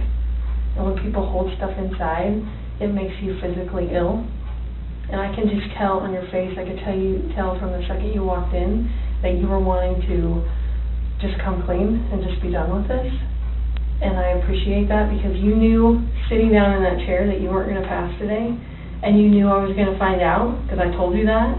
And then you continued to stay knowing that you could, at the end, say, you know what, I just need to get this off my chest. Like, I just need to tell you what happened. We're not here to play games. We're not here to do any of that with you. We just want to know what happened. So can you start from the beginning and tell us what happened? Everything that I've told you, I did not lie on this polygraph. I don't know how much I could tell you right now. Like, I did not. It's not even an option right now because you did not pass the polygraph. So I know you were being deceptive. So that's not even an issue right now. The issue right now is what happened to Shanann, Bella, and Celeste. That's the issue right now. Okay. Okay. So let's talk about that. I know you want to tell us. I can see it in your face. Holding this lie in is going to do nothing for you. I know this. Like, okay. I'm not like trying to like cover things up. Like. Yeah, but you kind of are because it's normal. Normal people would do that. Normal people that make a mistake initially are going to go, I don't know what you're talking about. I didn't do anything. That's normal. I would expect that. It's just like if you ask your kid, you know, did you write on the wall? And they go, no. And you're like, you have a marker on your hand. Like, I know you just wrote on the wall. And they're like, oh, okay. That's a natural reaction that someone's going to initially lie about something like that and then eventually tell the truth. So this is your eventually telling the truth time. This is where the rubber meets the road, Chris. Like, don't let this continue any longer, please. I'm not trying to make anything continue. Like, I want them back home, like. But you know they're not coming back home. You know that. I don't know in the back of my head. I hope they come back home. But you know they're not. I hope they come back home. Mm-hmm. And I don't know they're not coming back home. Chris, Timmy and I are confused, okay? And here's what we're confused about. I told you that we've done some work overnight. Yeah. I told you that we've got a lot of beliefs, okay? That wasn't a lie. I know. We know a lot more than you think we do, okay? And here's where we're confused. You're this great guy, and I'm not just telling you that, okay? I'm telling you that because everyone tells us that, okay? We can't find anyone to say anything bad about you. Chris is a great guy. He's a good father. He's a good man. We're confused as to why you're not taking care of your beautiful children. I'm not taking care of them right now? Right now. Where are they? I don't know where they're at.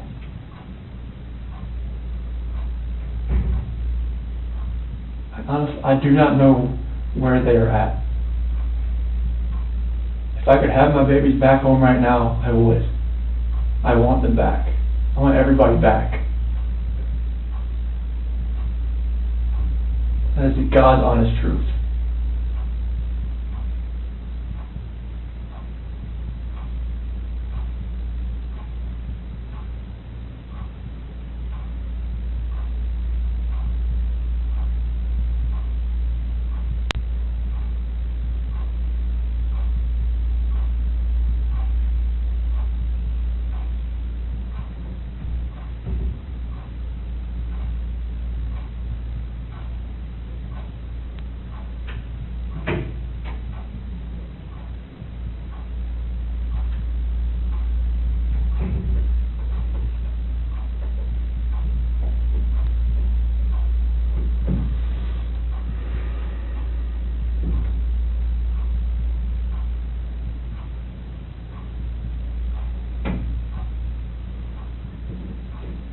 So let's keep talking about your family, okay? We just can't figure out why there's two Chris's, okay? We talked about that last night. Yes. We just can't figure it out. There's a Chris, okay? If somebody asked me my kid's child routine, I would say, I don't know, go after mom. That's the truth, right? And so it is very surprising to me, and it warms my heart that you're the type of dad who can pack a bag in the morning, and you know just what to put in there, and you know just what to put in there as a backup in case they have an accident, okay? You know what the clothes to put in there, you know what they have for breakfast, you know what they have for a snack, and a dinner, and a nighttime snack. You can tell me the book you read to your daughters, okay? I know you love them. And you're not faking that, are you? It's real, okay? There's a lot of guys who come in here and try to tell me that, and I know they're lying, okay? Because they can't answer those questions that you can answer, okay? But you are here today lying about something else. So we need to talk about that, okay? I cheated on her. I know. And this is very good. Keep I'm not proud of it. I didn't think anything like that could happen. I didn't think I would ever do it, but I did. I know. Keep going. And she accused me of it. I denied it. I cheated on her, and I feel horrible for it. Like, she was pregnant, and it was, I don't want to, I didn't hurt her. I cheated on her. I hurt her emotionally. I cheated on her. And I feel absolutely horrible about this, but that's what I've been holding. When I didn't go to the Rocky game, I was with her. Okay. I went to dinner with her. Okay. Keep going. That 5 weeks I was alone, I was with her most of the time. Okay. You're doing a good job. This is the Chris that I knew would come out today. This is the Chris who tells the truth because you're a truth teller. When I tell you I fell out of love, it's because I fell in love with her. Absolutely. Okay. I mean, that's God's honest truth. Okay. Who is her? So I don't want to get her involved in this. I don't want to ruin her life. Like, if something like this, I don't want her involved in this. Okay. So can we talk about that a little bit? Yes. I knew that you would say you didn't want to get her involved. Because you'd like to take care of people. She's a wonderful person. Like, I mean, she knew I was married, yes. And I told her we were going through issues, yes. Yes. And I told her that, we were going to get, at the end, like, you're going to get separated. Like, once I figured out what that was, I didn't know what that was going to be. I know. I had no idea. I saw her, took my breath away, and I'd never thought in a million years that could happen. I know. I know you think I'm a figure, but it was, I never felt that way about anybody in my lifetime. Mm-hmm. Chris, that's not your fault. No, I'm just. Well, can we do this? I know you want to take care of her because it's because you're the type of guy who takes care of women. It is. You took care of your wife, you took care of your daughters, you were very good at taking care, and you want to take care of her. So can we make a deal? I don't think this girl did anything to hurt anybody, but I can't walk out of here wondering. So can we leave her out of it? Okay. Get back to your wife and your daughters. Okay. Where are they? That I do not know. That was what I was holding back. Like, I didn't know, what I did. I know. Chris, in the interview today, you weren't asked about infidelity. You were asked about... I was holding back from last night. That's not what you feel today. That's not how that works. You would have reactions to every single question, not just the ones that we talked about being important.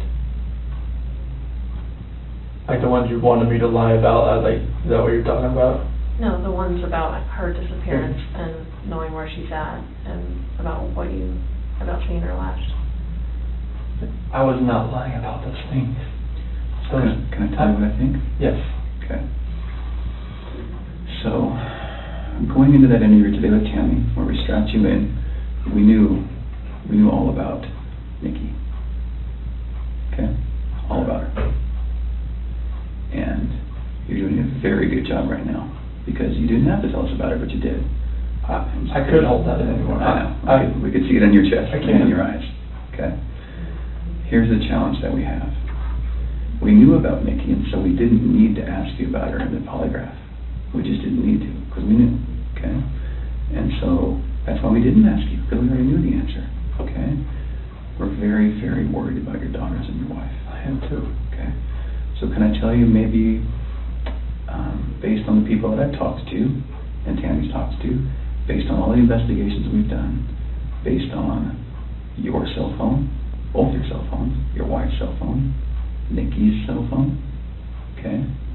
Based on talking with family members and friends, and based on talking with everyone, here's what we know, okay? And I'm not going to lie to you right now. Here's what we know, okay? Chris is a good man. Everyone said it, okay? I'm not just telling you that because I, want to blow smoke here. You're a good man, okay? Nobody can fake answers about packing a backpack. Nobody. You either pack a backpack for your kids or you don't, okay? This should have been the happiest time of your marriage. Okay? You and Shanann. This should have been the happiest time. She's making a little money. She's making good money. You're making great money. You both have a job.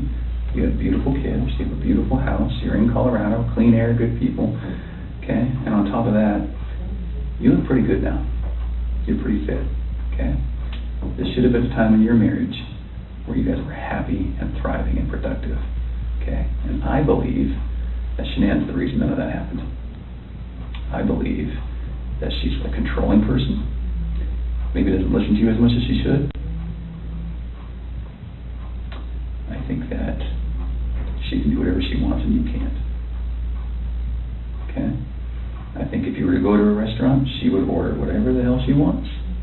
And as soon as you order a nice steak, she says, whoa, buddy. Okay? A woman that lets her man do all of the backpack packing and all of the cooking. I'll do all the cooking, but she cooks I do some things here and there. Okay. That's because you're a good person, and I think that she started on the path to leave the marriage. Okay. It's ironic that we're talking about you and Nikki. I think that she was the one who started on that path first. What do you think about that? I wouldn't have thought about that. Okay.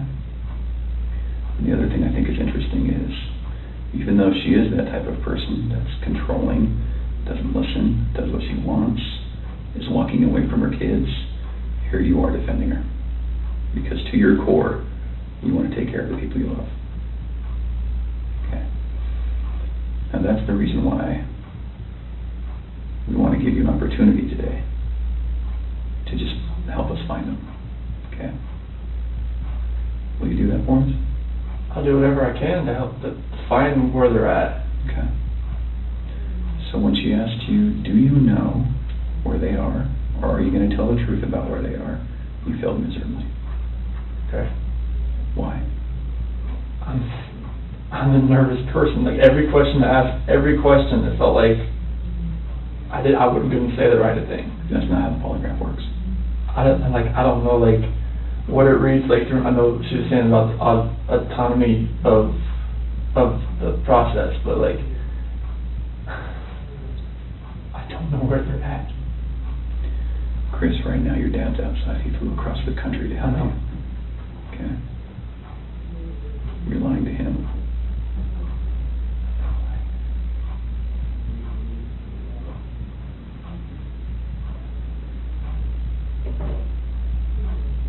You're lied to everyone you talk to. And they all bought it. Will you please help us find your babies? I want to find them. I've told you over and over, I want to find everyone. Can we go back to that night? Yeah. You know that we have texts, and we know that there's an Alexa in your house, and you know that those are trained to record distress. Okay. You know that we know the content of Nikki's text messages and your text messages and Shanann's text messages. Okay? I didn't know you knew where Nikki was until tonight, right now, so. Okay. Tell us about that night again, and please tell the truth this time. I told you the truth. I promise I've told you the truth. We woke up at 4 o'clock. I woke up at 4 o'clock. got dressed, got ready. 4:15, me and Shanann talk about the house, about separation. Did you guys talk about Nikki? She accused me of like, all right, well, you know, is there somebody else? Sure. I didn't say it. You denied it? Yeah. Okay. Because she brought up like, you know, like, well, was there a $68 charge on dinner the other night? Okay. Was there 2 of you? And that was with 2 of you, wasn't it? Yes. Okay. That's Nikki. Okay, so it sounds like at that time there was maybe you weren't quite ready to just say, man, this isn't everything. I couldn't say it. Okay. We were already trying hard enough. I couldn't say that. Okay. What did you say? I just told her like, this separation has to go. I want separation. Okay. Was it her idea to sell the house or yours? She initiated the realtor the week before in an email. Why?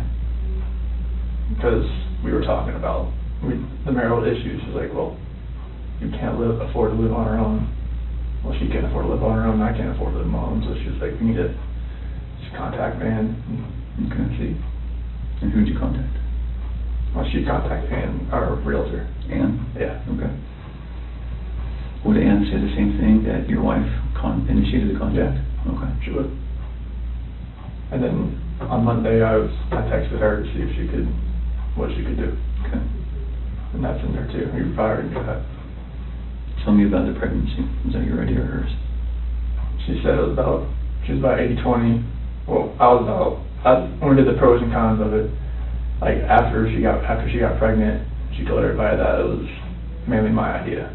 Is that true? Yeah, I mean, I wanted a boy. Did you want to get pregnant? Hmm? Okay. And then after the fact, she said it was mainly me that wanted it, and she was about, you know, she was 70-30 against it at that point. Like, she would tell her friends that. Yeah. And I was just like, what, 70-30 against it? Like, why? Okay.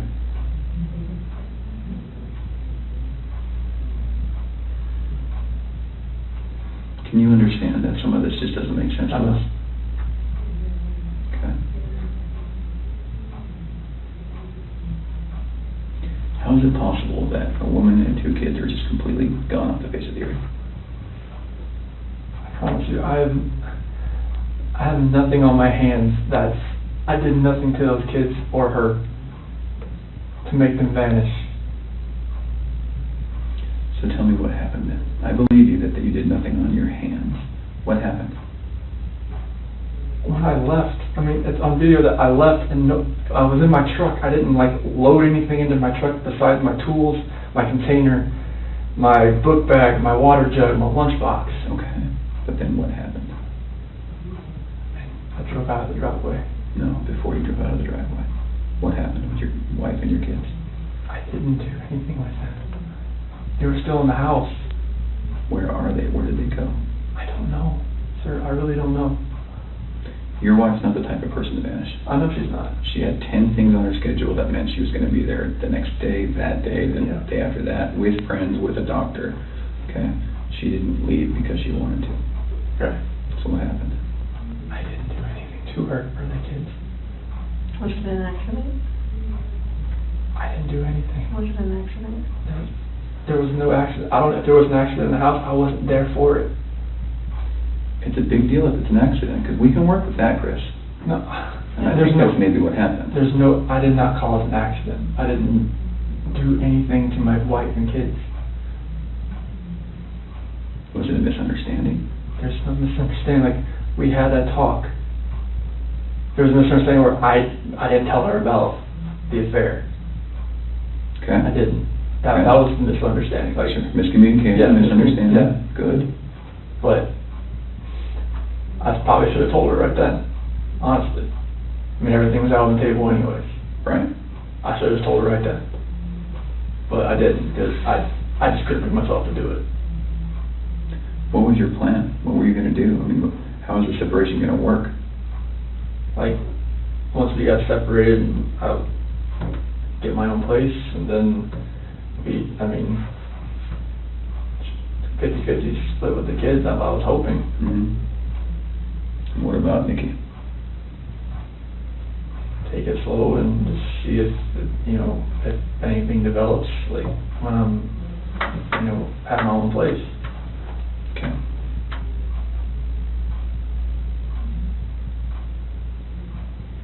I just find it hard to hear you talk about just having this emotional, you know, conversation with Shanann, and you're bawling and crying together, and you have not shed one tear in 2 days that you've been here. Not one.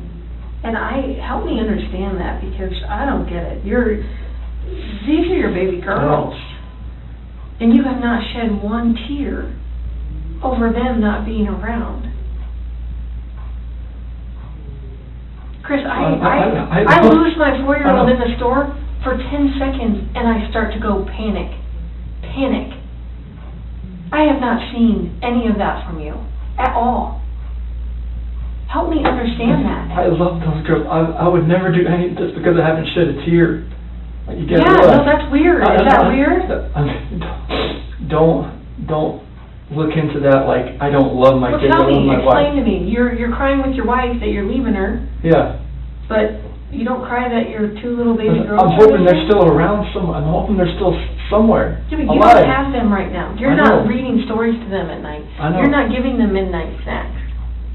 You're not giving them their medicine. You're not waking up with them in the morning.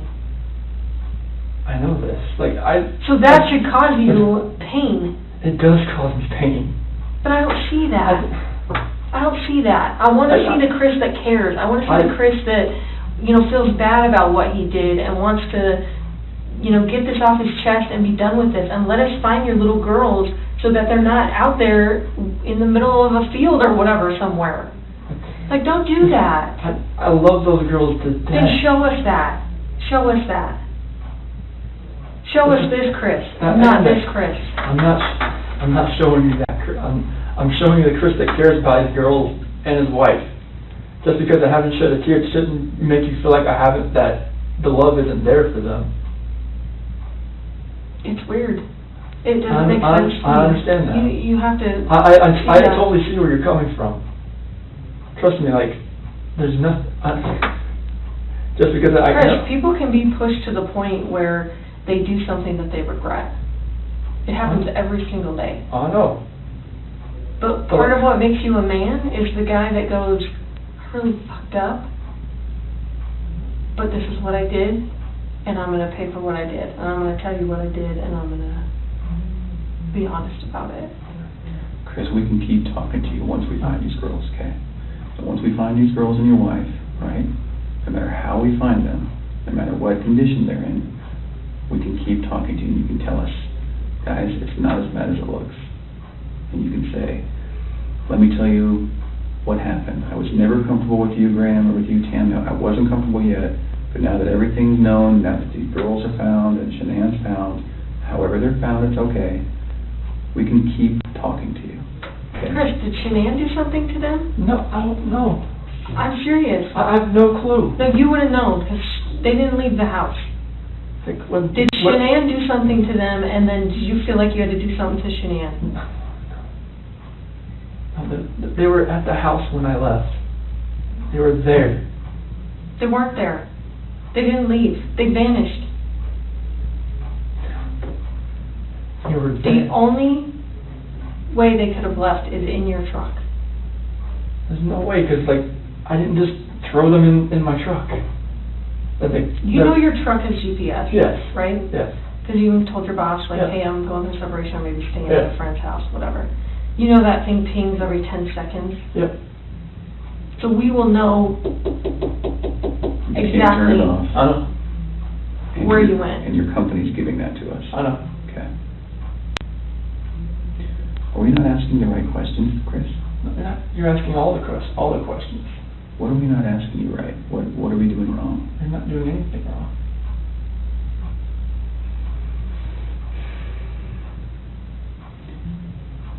Did Shanann do something? I think she did anything to these kids. We both love them with all our hearts. There's no way. It could have been an accident. Something happened in the house that you know about. You failed the polygraph test, Chris. This is not about did you leave and your wife vanished and you didn't know anything about it? That was not what you were asked, okay? Okay. We know that something happened to all three of them.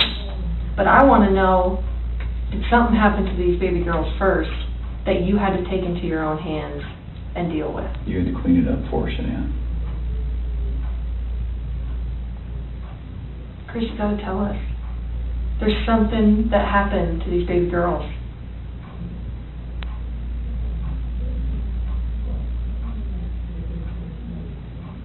Look at them. I know. Before you came in, I was watching videos. We have no doubt you love these girls with all of your heart. I have no doubt. But we make mistakes. And that's okay. It's what we do with those mistakes that make us who we are. Chris, it seems like you're thinking about it right now. What are you thinking about? She couldn't have.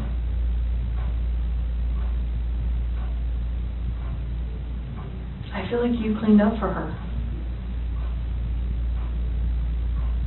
I feel like that's the type of guy that you are.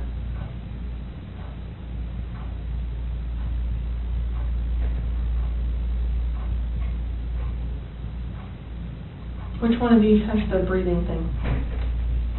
Well, they both have inhalers, but Cece has the EOE. Encephalitis esophagitis. Did she have problems breathing?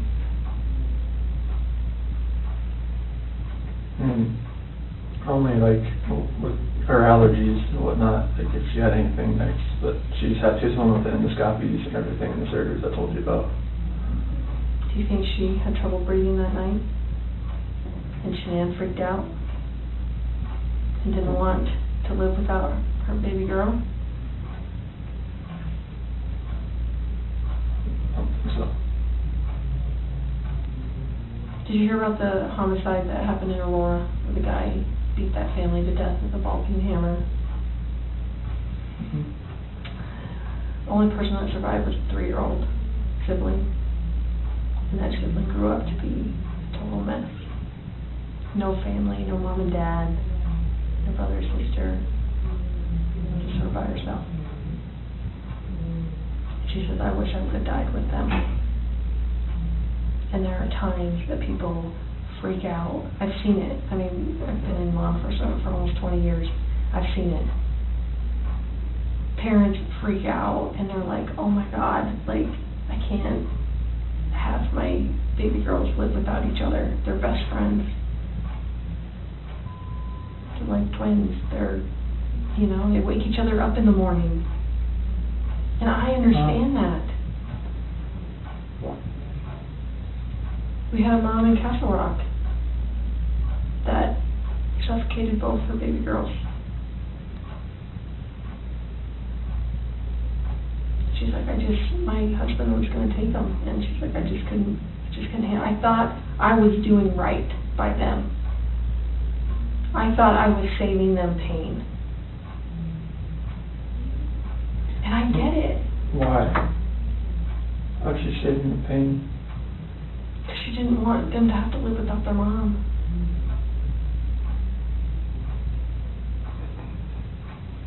Chris, this is a weight that's going to be on you for the rest of your life until we resolve it tonight. Unless we can talk about this more tonight, this is going to follow you forever. I promise you, when you start talking to us, you will feel better. I know you already feel better about getting the Nikki off your chest. Please don't like involve her in the news or anything like that. She can't do that. You gotta help me. I know. Chris, we're giving you a lifeline right now. You need to take it. You need to reach out and take it. Did they look like this the last night you were with them? She had that dress on, like, on the 8th or 9th. It wasn't in this, but she had that dress on. Cause I remember I had 2 buttons on the back. I'd take them off so I could get her pajamas on that night. Did you guys make sure they were warm when they left the house? Make sure they were warm. They're always warm. They always have, when they're in their beds, they're always warm.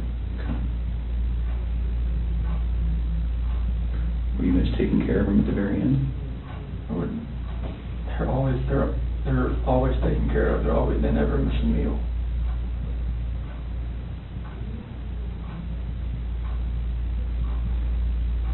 Chris, you took them out of the house with their blankets and their animals. Like, that's because you cared. That's what a caring dad does. I mean, I'm always caring for these kids. There's nothing in this or my life.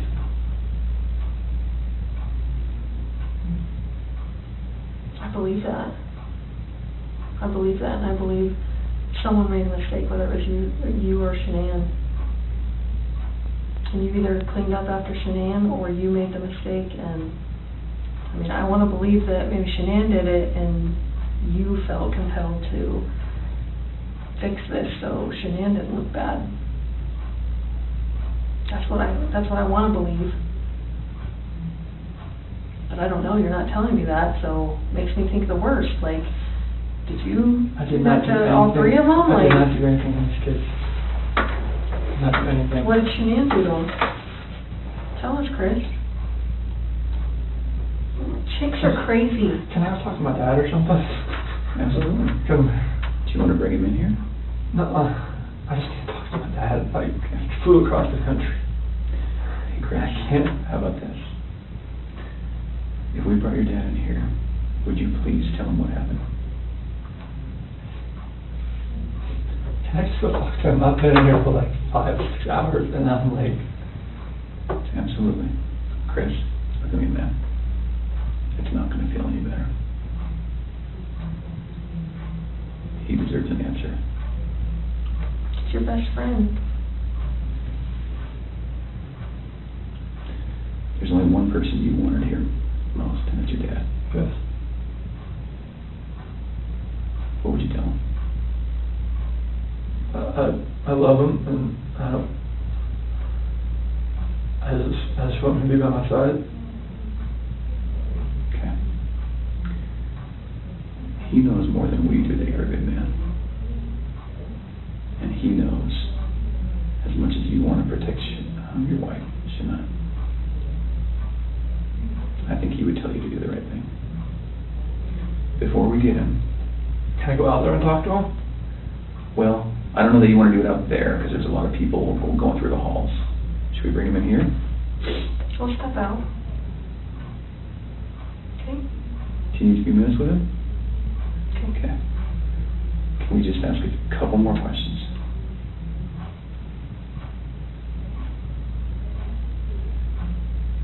It seems like you're about to get it off your chest.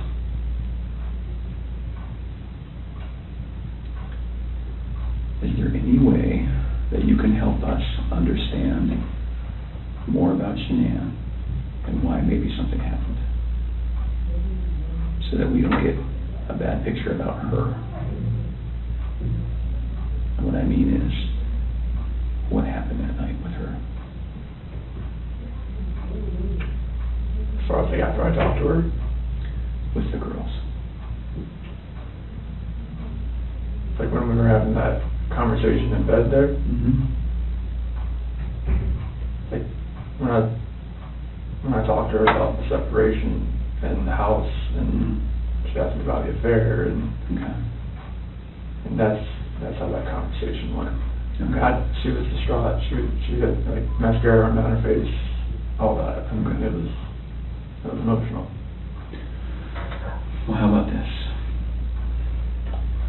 If we bring in your dad, will you promise me that you'll talk to him? I'll talk to him. Okay. Will you promise me that you'll tell him everything? Would it be easier if you told him and he told us? I don't know. Okay. I don't know if that's going to be easier or not. I tend to think it's not. I think you're the type of guy that needs to take responsibility, because you always have taken responsibility. You've always made the right choice. So, I guess I'm just worried that if we bring your dad in here, that could distract you. What do you think? Distract me from like talking to you? Yeah. I just need to talk to him. Okay. All right. I know you'll do the right thing. I do. I don't know how long it's going to take. I think that you need to think a little bit more about that. Okay? And you need to realize that your dad is not going to stop loving you no matter what you tell him. You are his child, and he will not stop loving you. Never. Ever. And this is not the last chapter in anyone's story. At all. Okay?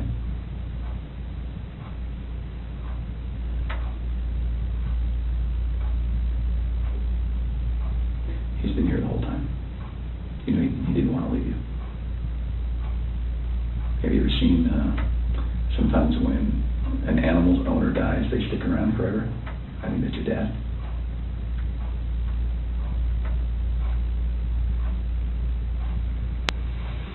Poor guy didn't want to leave today, okay?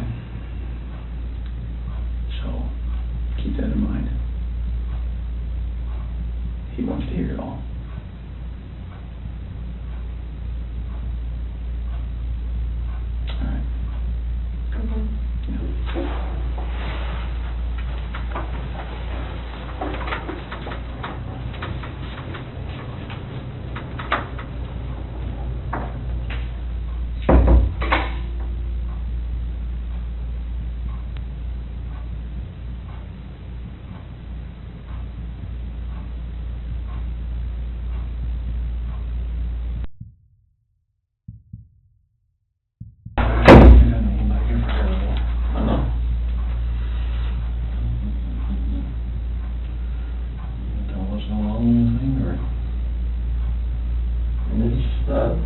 Polygraph failed it.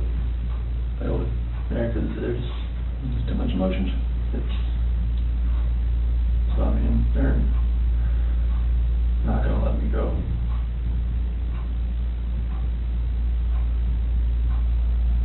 Is there any reason why they shouldn't? They know I had an affair. And they know.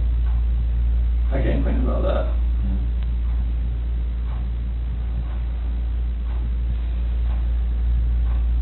They know you had an affair. Anything else you want to tell me? What's going on, or what happened, or anything? Or you know anything about? When we had that conversation that morning, it was emotional. It was told her about separation and everything like that. Mm-hmm.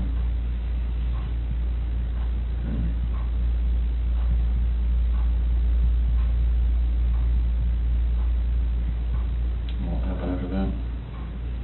I mean, I went downstairs and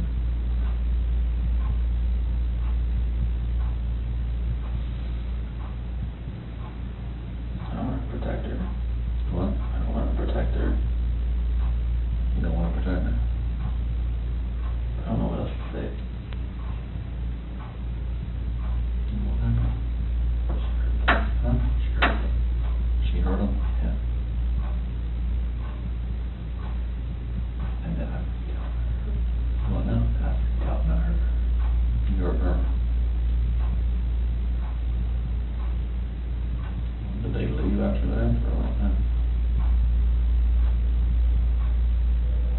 So she started hurting the kids. Paper.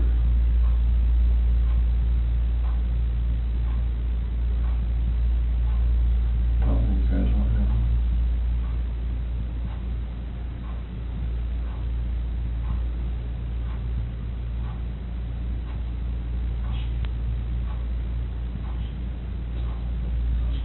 What?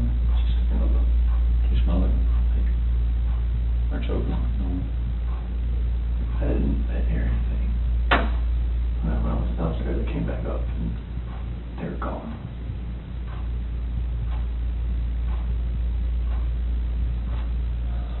I don't know, like me talking to her about that. Talking to her about separation and everything, about And she lost it. I don't know, like, what else to say, like, I freaked out. I had it. Those are my kids.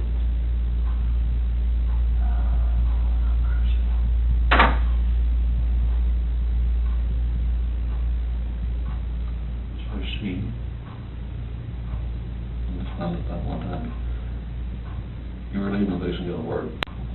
And she freaked out over the separation and everything. Like, she laid back down, but that's when I went downstairs, but I heard like a little commotion upstairs, but I didn't think anything of it.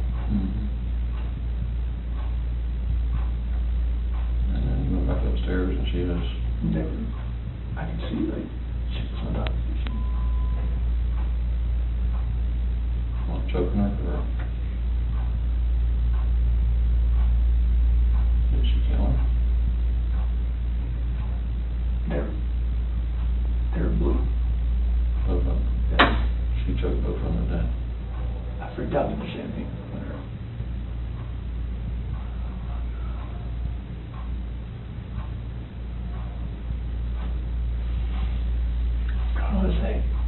How was it though?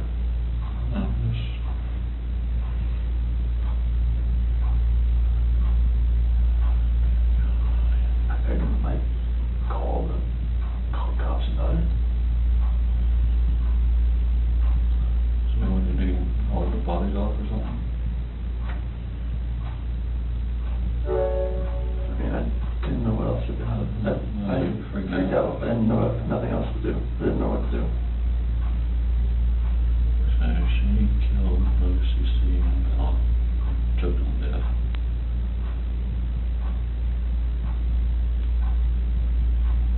You lost it and choke her or? That's just rage. I hadn't.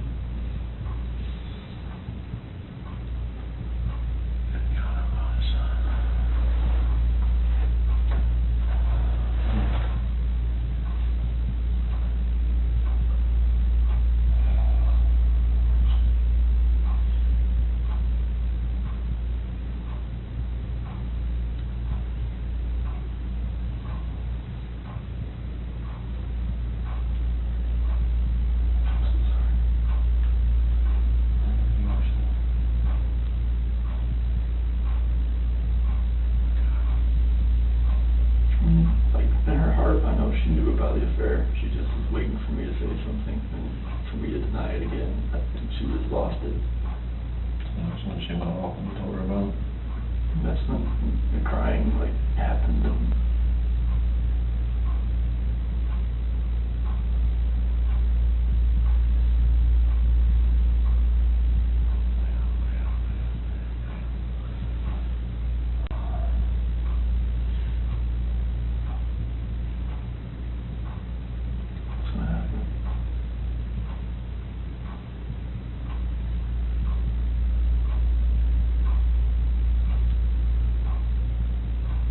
She almost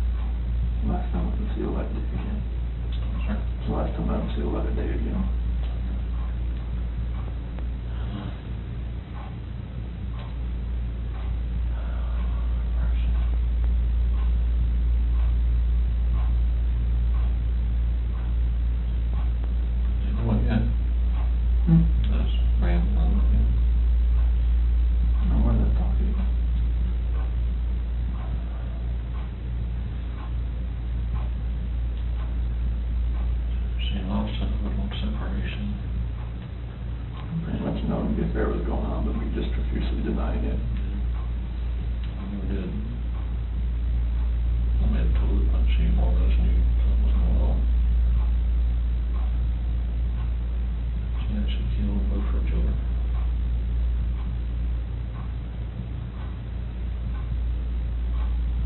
And you snapped.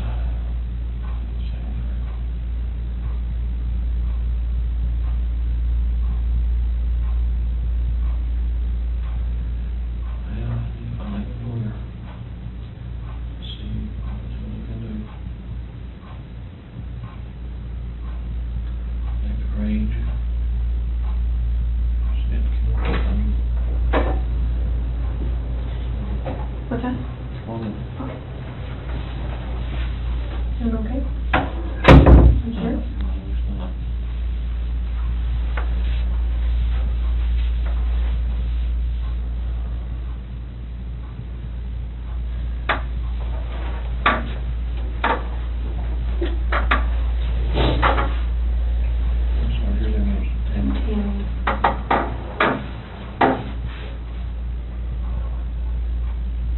Just help us work through this with you, okay?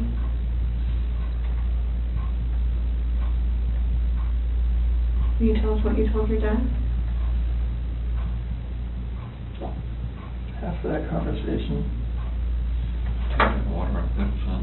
no, you're fine. Yeah. After that conversation we had, and she accused me of the affair, and she, in her heart, she knew what was going on. And she knew about the dinner the other night. It was too much for just me. She knew about what now? When I told her I went to a Rockies game, I went out to bed.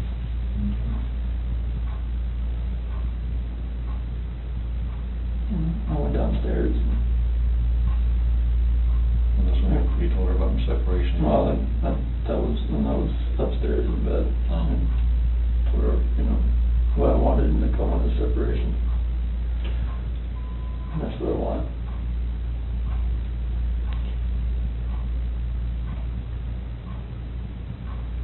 What happened after that? Went downstairs and started packing up a few things. And I heard a couple things upstairs, but I didn't think anything of it. I continued to just, my own thing and get ready to get everything packed up.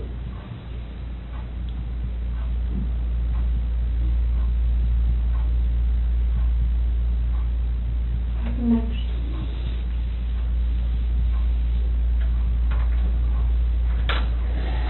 I went upstairs and I was going to talk to her again. And I saw on the monitor, Bella's covers were like pulled off and she was just laying there. She was just hot.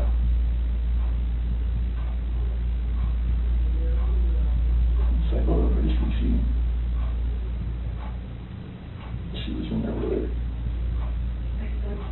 On top of her.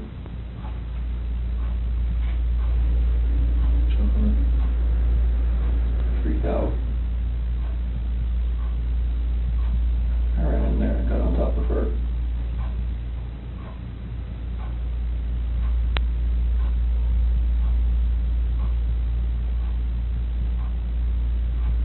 What'd you do?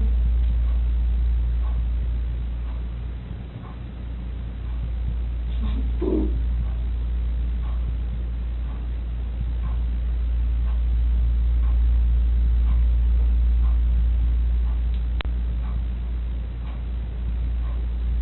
Those are my babies.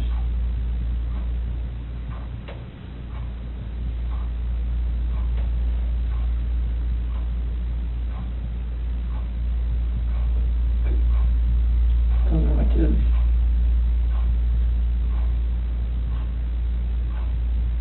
So what happened? Nothing that hurt. So Shanann?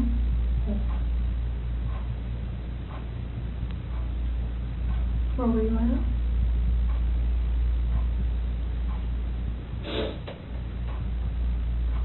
right there.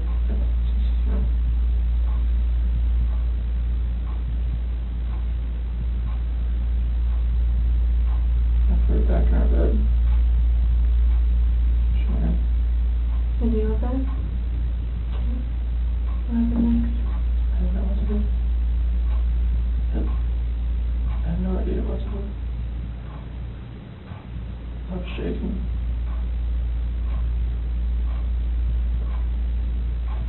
Like both my kids are blue and they're gone.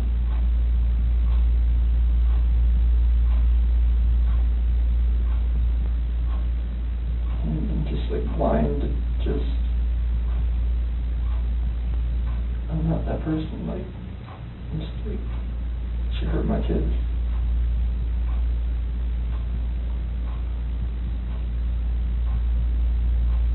Like I had to do the same thing to her.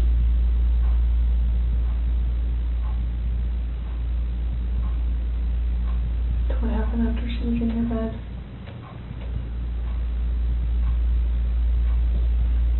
And there, I didn't know what to do. It was, she's back and just covered her up.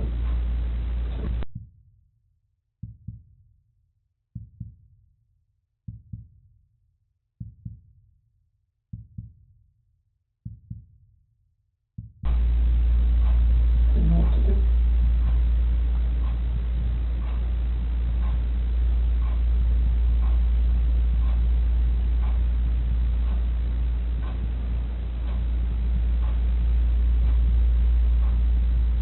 Where are they now?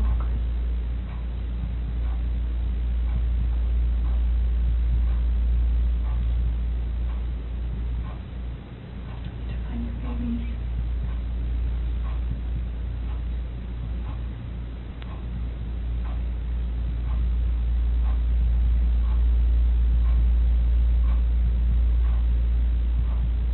Did the hard part.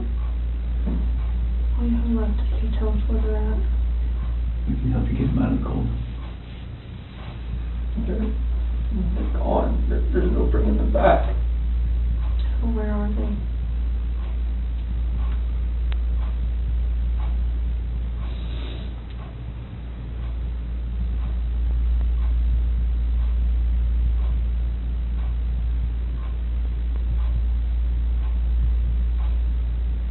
At that first location I went to that day. Where at? That's 3319. Where at? That location. Right there off the site. Right there. How did you pick that site? First site I was supposed to take them there. So where would we find them there?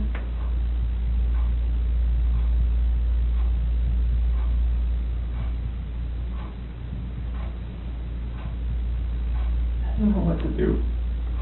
I know. I didn't know what to fucking do. Like none of this made sense. Why would she hurt my fucking girls?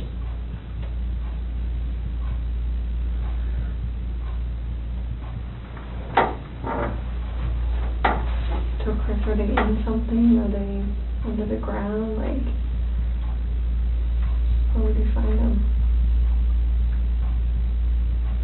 You take us out there? There's no way I want to go out there. I mean, I will if you want me to. I don't want to go. What if you and me and your dad just drove by and you could just say, right there, we could help you just get him out of the cold, you know, take care of him for the last time.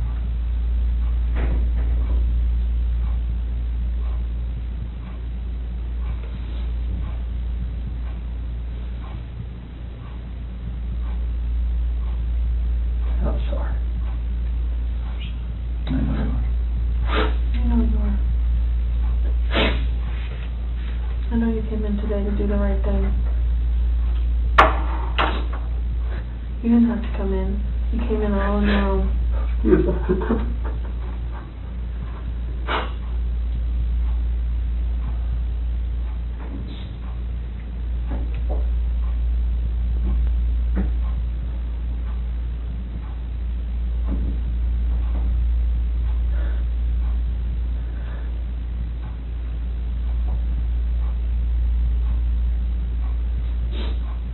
don't take anything less than me. What? She says, please don't take anything less than me. Tell him about that.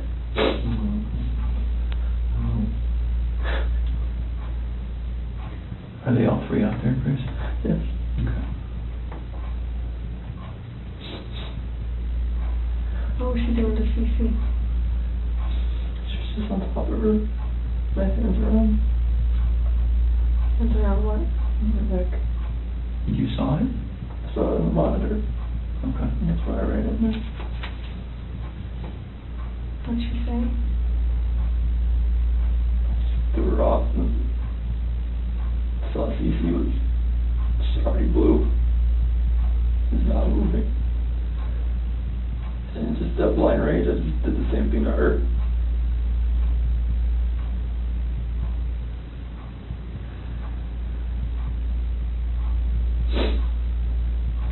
Did you ever go into Bella's room?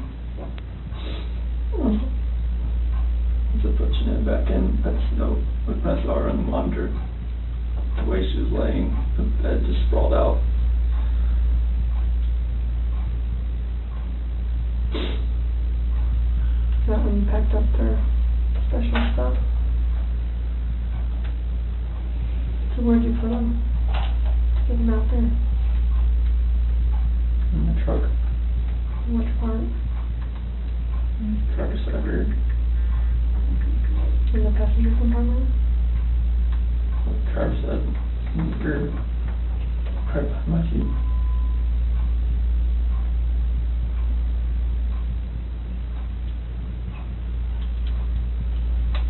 What do you think of on the way out there? There's, and the babies are gone. And I put my hands around my wife's neck and did that same thing.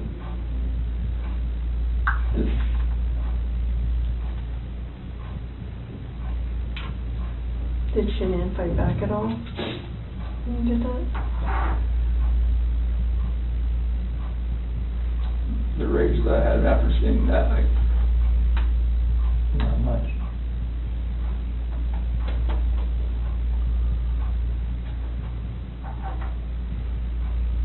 How do you know Shanann was dead? Smooth.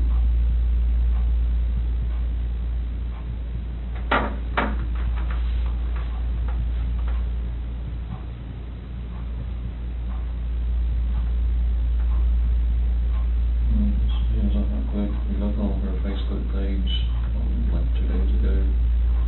They had this like 4 or 5 foot long baby doll. Yeah, laying on the couch with a sheet over it. Shanann did? Yeah. Before any of this happened. Yeah. That's a good point. So I'm thinking it's not a plan. I don't know. That's a very good point. If I can't see it now, I'm blocked on there. If you look on their Facebook page. What did it say, or what was the It caption? said, what do you say to this? Something similar to that. And a tall baby doll about that tall was laying on one of our couches and had a sheet over it, across the head, all the way up. You can see his feet hanging out. Saying like Bella had done that. The kid went through that. Do you remember that, Chris? What do you think? Just make fun of it. Thought it was funny. Did Bella do it? I don't know. I don't remember. I don't think so. But I don't catch it up. I don't think she would do something like that. I've seen them have their dolls and stuff out on the floor and just covering up waist and stuff and something like that. But then covering their head and everything else like that. Like was what? Like a body laying there or something.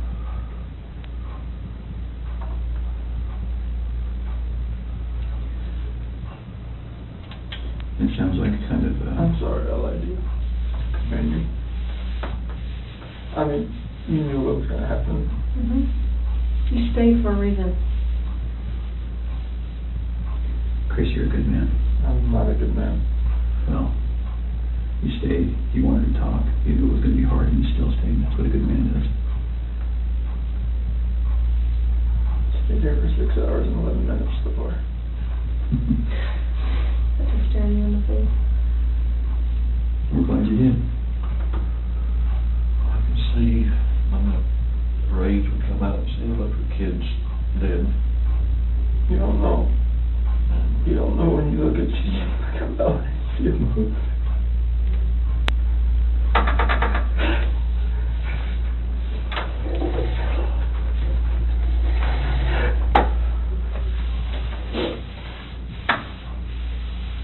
I told you your dad still love you, no matter what. How could you let someone kill somebody?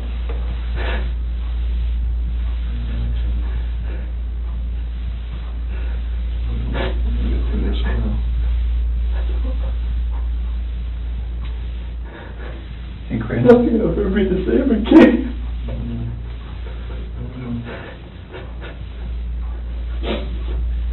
When you came in, was your wife on top of her right when you came in? So you saw it in person? Because I saw the monitor, that's when I rushed in. So I went in there to talk to her again. And when you came in, she was right there on top of She was right there. Okay. Her hands on her throat. She didn't know what to do.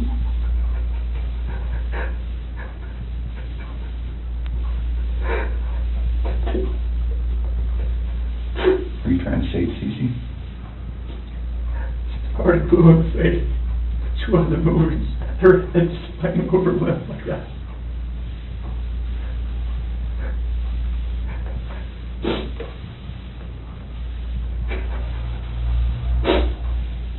So where did you put them out there, Chris? That's really important.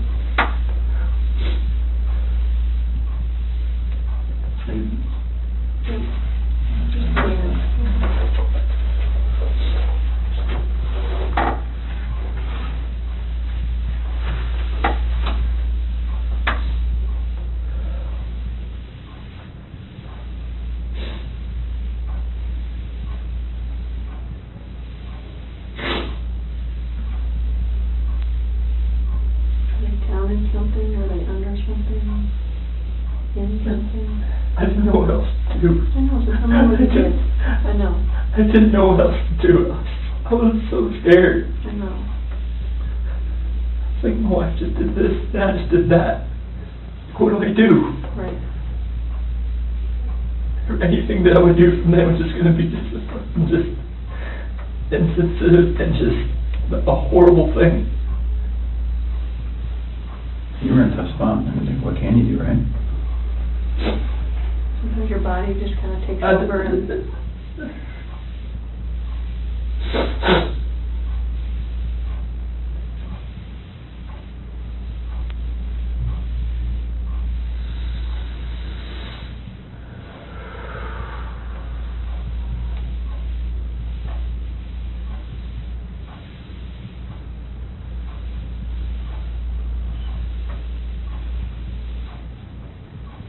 I'm looking at your dad here.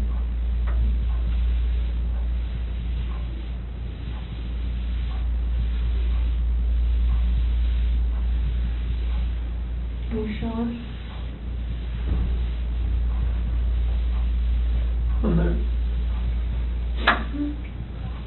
What's going to happen?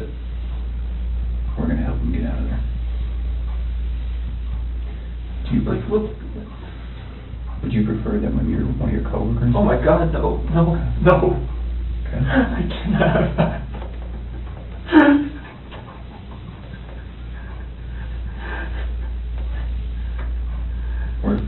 You said that everybody thinks I'm a good man. They're going to see this. You're like, what the fuck did you do, Chris? Like, what? Like, why didn't you just go to college to begin with? Well, they weren't in your shoes. They don't know. I know. They weren't living your life. I know, but still, it's like... People are going to... I can never, like...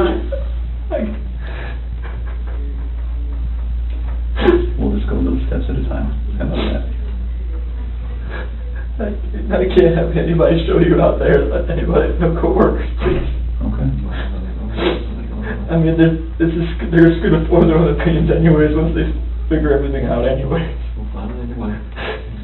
We'll just take little steps tonight then. How about that? Yeah, do you have to have any of them with you? No? No, we prefer you. Can you and me and Tammy and Ronnie get in the car and just drive out there? Just general direction. You just point it? Take it from there. Chris, I know they're gone, but they're still your babies, and you're still their dad. You don't want them out there. I don't want them out there. And you don't want someone else to find them out there. You don't, I promise you.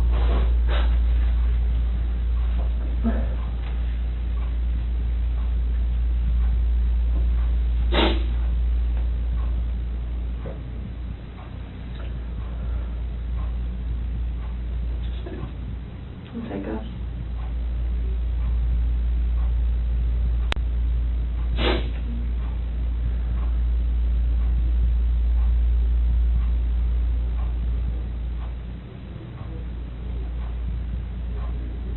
You give us a second so we can kind of get some things arranged. You do that? Ronnie, do you mind staying in here with him?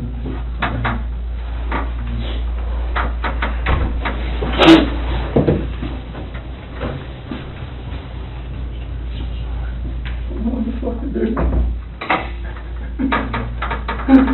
One step at a time then. This is just fucking horrible.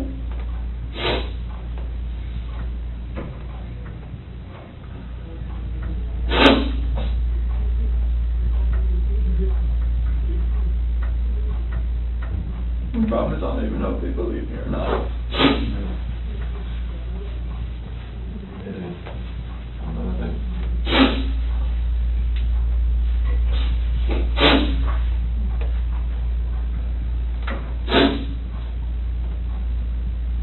So you never do nothing to hurt your children.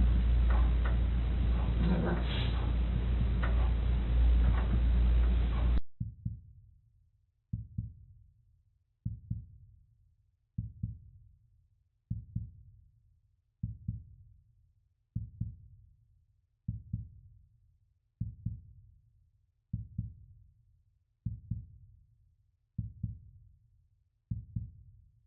Yes. I'm gonna text my daughter after I go to my house before my wife finds out. This ain't gonna be on the news anytime soon, or is it? No, not tonight. I can't imagine tonight, no. I mean, I don't really have much say in that, but I can't see that. Do you want me to take you out to the lobby and you can go to the bathroom and then text your wife and stuff, talk to them? You might want to go outside. Yeah, I'm gonna go outside. Just watch the press people around. Yeah, I'll see if anyone's out there while you're You want your water? You want to take your water with you? Yeah.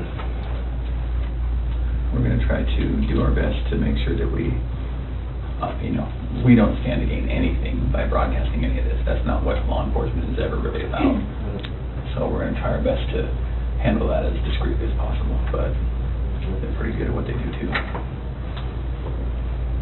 So I'm not from around here neither, are you? I've only been here a few years. Okay. Yeah. I'm going to find a lawyer or something for, not a public defender, but somebody else. We can talk about that later. Yeah. Get your phone. You got it? Okay. Let's go this way. All right, we'll stop.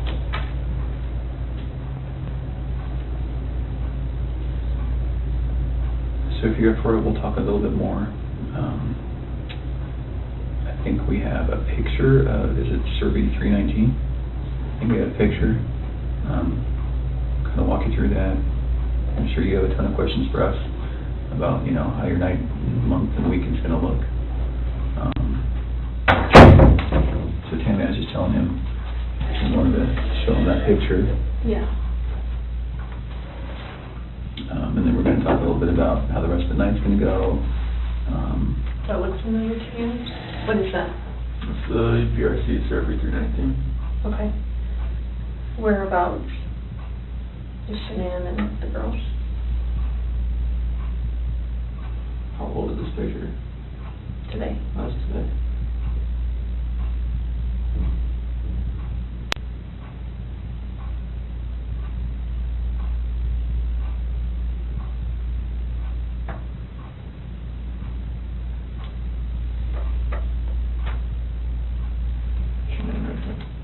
Okay, can you mark it for me?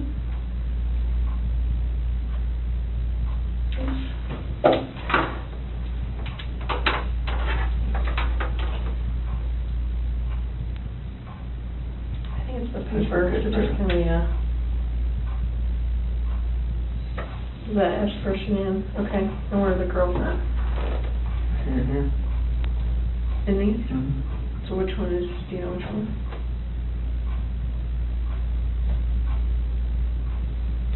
Are they in the tanks?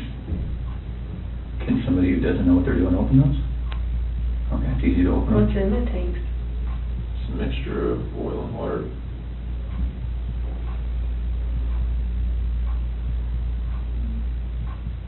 There was a sheet found down here? Mm-hmm. Where's that from? That was what Shanann was wrapped in. What about the girlies? What were they wrapped in? Just in their pajamas? Not with their blankets or anything? Where did their blankets and toys and stuff go? Probably blew away in the wind or something right here. Where did you set them or put them? It was right here, but So, how did you dig this out? I'm assuming that's under dirt. How did you dig that? It's a shovel in the back of my truck. That's what I always have. It's like a work shovel? Is it still there?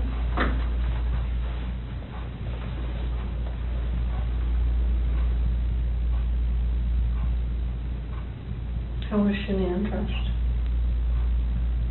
Shirt and underwear.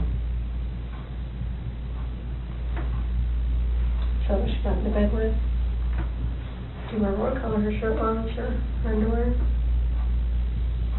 I think her shirt was either black or gray. Underwear was probably blue.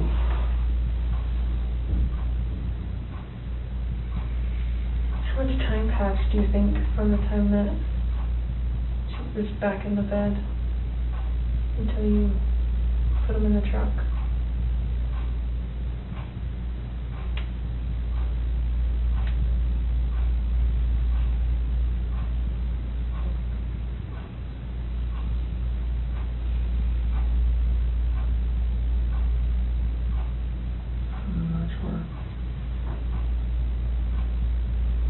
Are we talking minutes, hours, something else?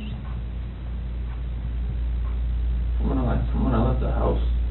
No, like from when you got her into bed to when you put them in the trunk. How long a time was that?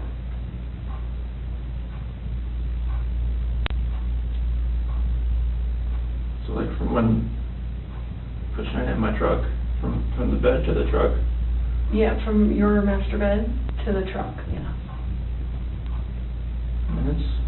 Okay. Because you talked about covering her up or something. Yeah. And the sheet.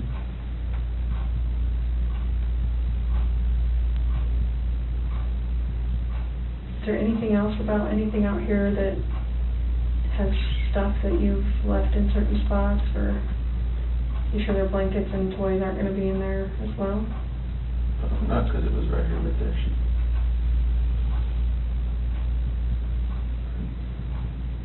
Can you do me a huge favor and just write your name on the bottom? Just so I know that we didn't make those marks. I'm just going to write the date on it, okay? 8/15/18 at 5:56. Was your wife wearing any shorts or pants or anything, just under? Okay. Do you remember what they look like? Blue. Okay. Okay. And the girls, do you remember what their pajamas were? They're both nightgowns. Okay. Celeste, I think, was that pink one with the like curves on it. Okay. I think Bella's was their unicorn or believe on it or something. Okay. So it sounds like, it feels like to me, now we know pretty well how to go get them. Is there anything else we need to know?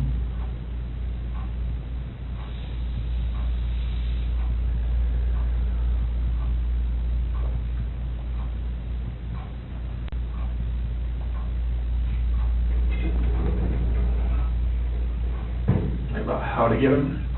Yeah. Does someone have to climb up to the top and unscrew something and then lower something down to get them? They're like, it's just a hatch on the top, and they're like 20-foot tanks. How far down are they? Wherever the food level is in the tank, I'm not sure. Okay. What was it when you were there? I don't know, Okay. I wasn't looking for that. Okay. All right.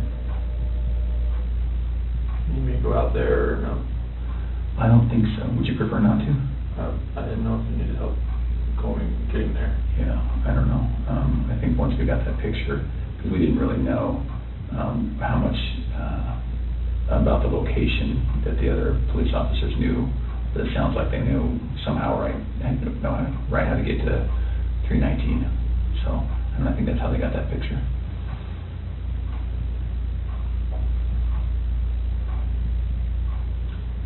Does your nanny cam? Do you have a nanny cam, right? It's a monitor. Baby monitor. Is it a video one? It's like it cycles back and forth. Between what? Bella and Cece's room. Oh, okay. Okay. Is there any chance it records? No? Okay. I'm just wondering, what do you think ultimately made Shanann snap? Just knowing that I had an affair, and she knew. She just needed me to admit it, and I would admit it. Yeah. Okay. So we just started talking about, I asked him if there's any chance that the nanny cam could have recorded Shanann doing what she did. And then we were just getting into, what Chris thinks about why she snapped. He's just saying, distressed from knowing about the other girl. Knowing that she didn't really know, right? I mean, In her heart, she knew. She just wanted me to admit it.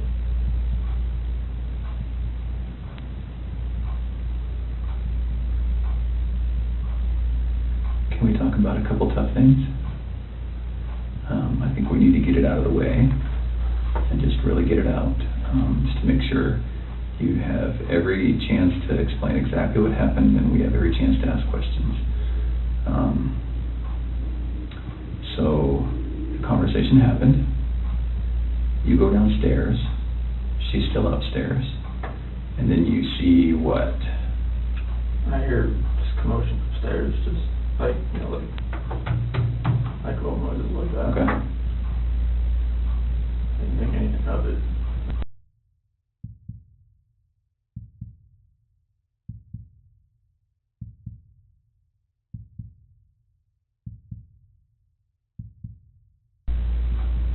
So I go back up and just talk to her again, maybe real fast. And go into their room, her master bedroom. She wasn't in there. Okay, you went there first? Yeah. And why did you go up again? Just to go up and talk to her again. Oh, okay. So it's not as though that noise made you run up, you just stopped? No, I didn't. Okay. Didn't. Okay. Anything to register with me for that. I just looked in the monitor and it was on Bella. And where is the monitor? Where's the screen that you look at? Is it up or downstairs? It's upstairs. Okay, so you go upstairs, look at the monitor. Yeah, everything's right beside the bed. Oh, your master bed. Okay, Yeah, all right. beside the bed. So she's not in her bed. It's still right there. Okay. If you want to look at it. And it was on Bella. Her covers were pulled back. She was just sprawled out laying there. And then it cycled over. So they got 3, 4, 5 second interval between when it cycles from room to room. And it cycled over to Cece's room. And that's when I saw her on top of her. That's when I ran in. Okay. So can we talk about, again, it's very, very hard to talk about, but it's good to make sure that we understand. We don't want anything to be incorrect or inaccurate or anything like that. Was your wife on top of Cece? What did that look like? I mean, was she straddling her? Okay. And where were they? In the bed. On the bed. And so your wife was on top. Was she? That's when I was walking up from the back. Okay. So you saw from the back? Yeah. Okay. But she was doing this? It looked like it was like this. Yeah, okay. And then was she face up, face down, what? Off to the side. Oh, she was laying on her side, okay. And that's when I pulled her off. And okay. She was limp and she was blue. Okay. There was no movement at all. Oh, she was limp and blue, or limping and blue? Limp and limp and blue, okay. It's like her body was like, right. You pick her arm up and sure. it just falls. Okay. And then what happened? I looked at her and I just got on top of her and you got on top of Shanann? Did the same thing. Okay. Did you have to knock her down? No. She was already on the ground? I just pulled her off on the bed. And oh, kind of one movement? Yeah. Okay. So it's not as though you pulled her off? No. Like I went up, pulled her down and did that. I didn't know. I lost it. Sure. Okay. So Shanann was laying on the ground? On the bed. On the bed? Yeah, like when she was on top of the seat, I saw what was happening. I pulled her, went down on the bed. How big was the bed? What kind of size is it? Full, clean, you know? I think it's it's probably a queen of some sort. Okay. I have a picture of it somewhere, I think.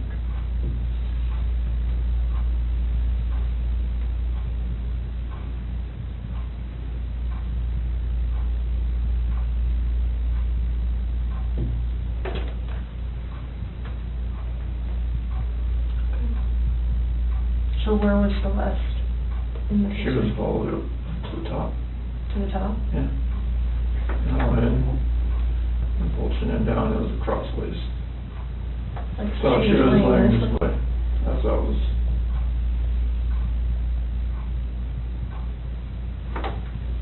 Okay. And that's the key room. Mm-hmm. So then, is this picture as you're standing in the doorway to go in? What is that where, okay? And then, so were they closer to this side or this side? She usually sits in the middle. Okay. And then, so your wife was right on top of her, you could just see that. And then did you pull her this way or that way, or? So to where her head was on this side.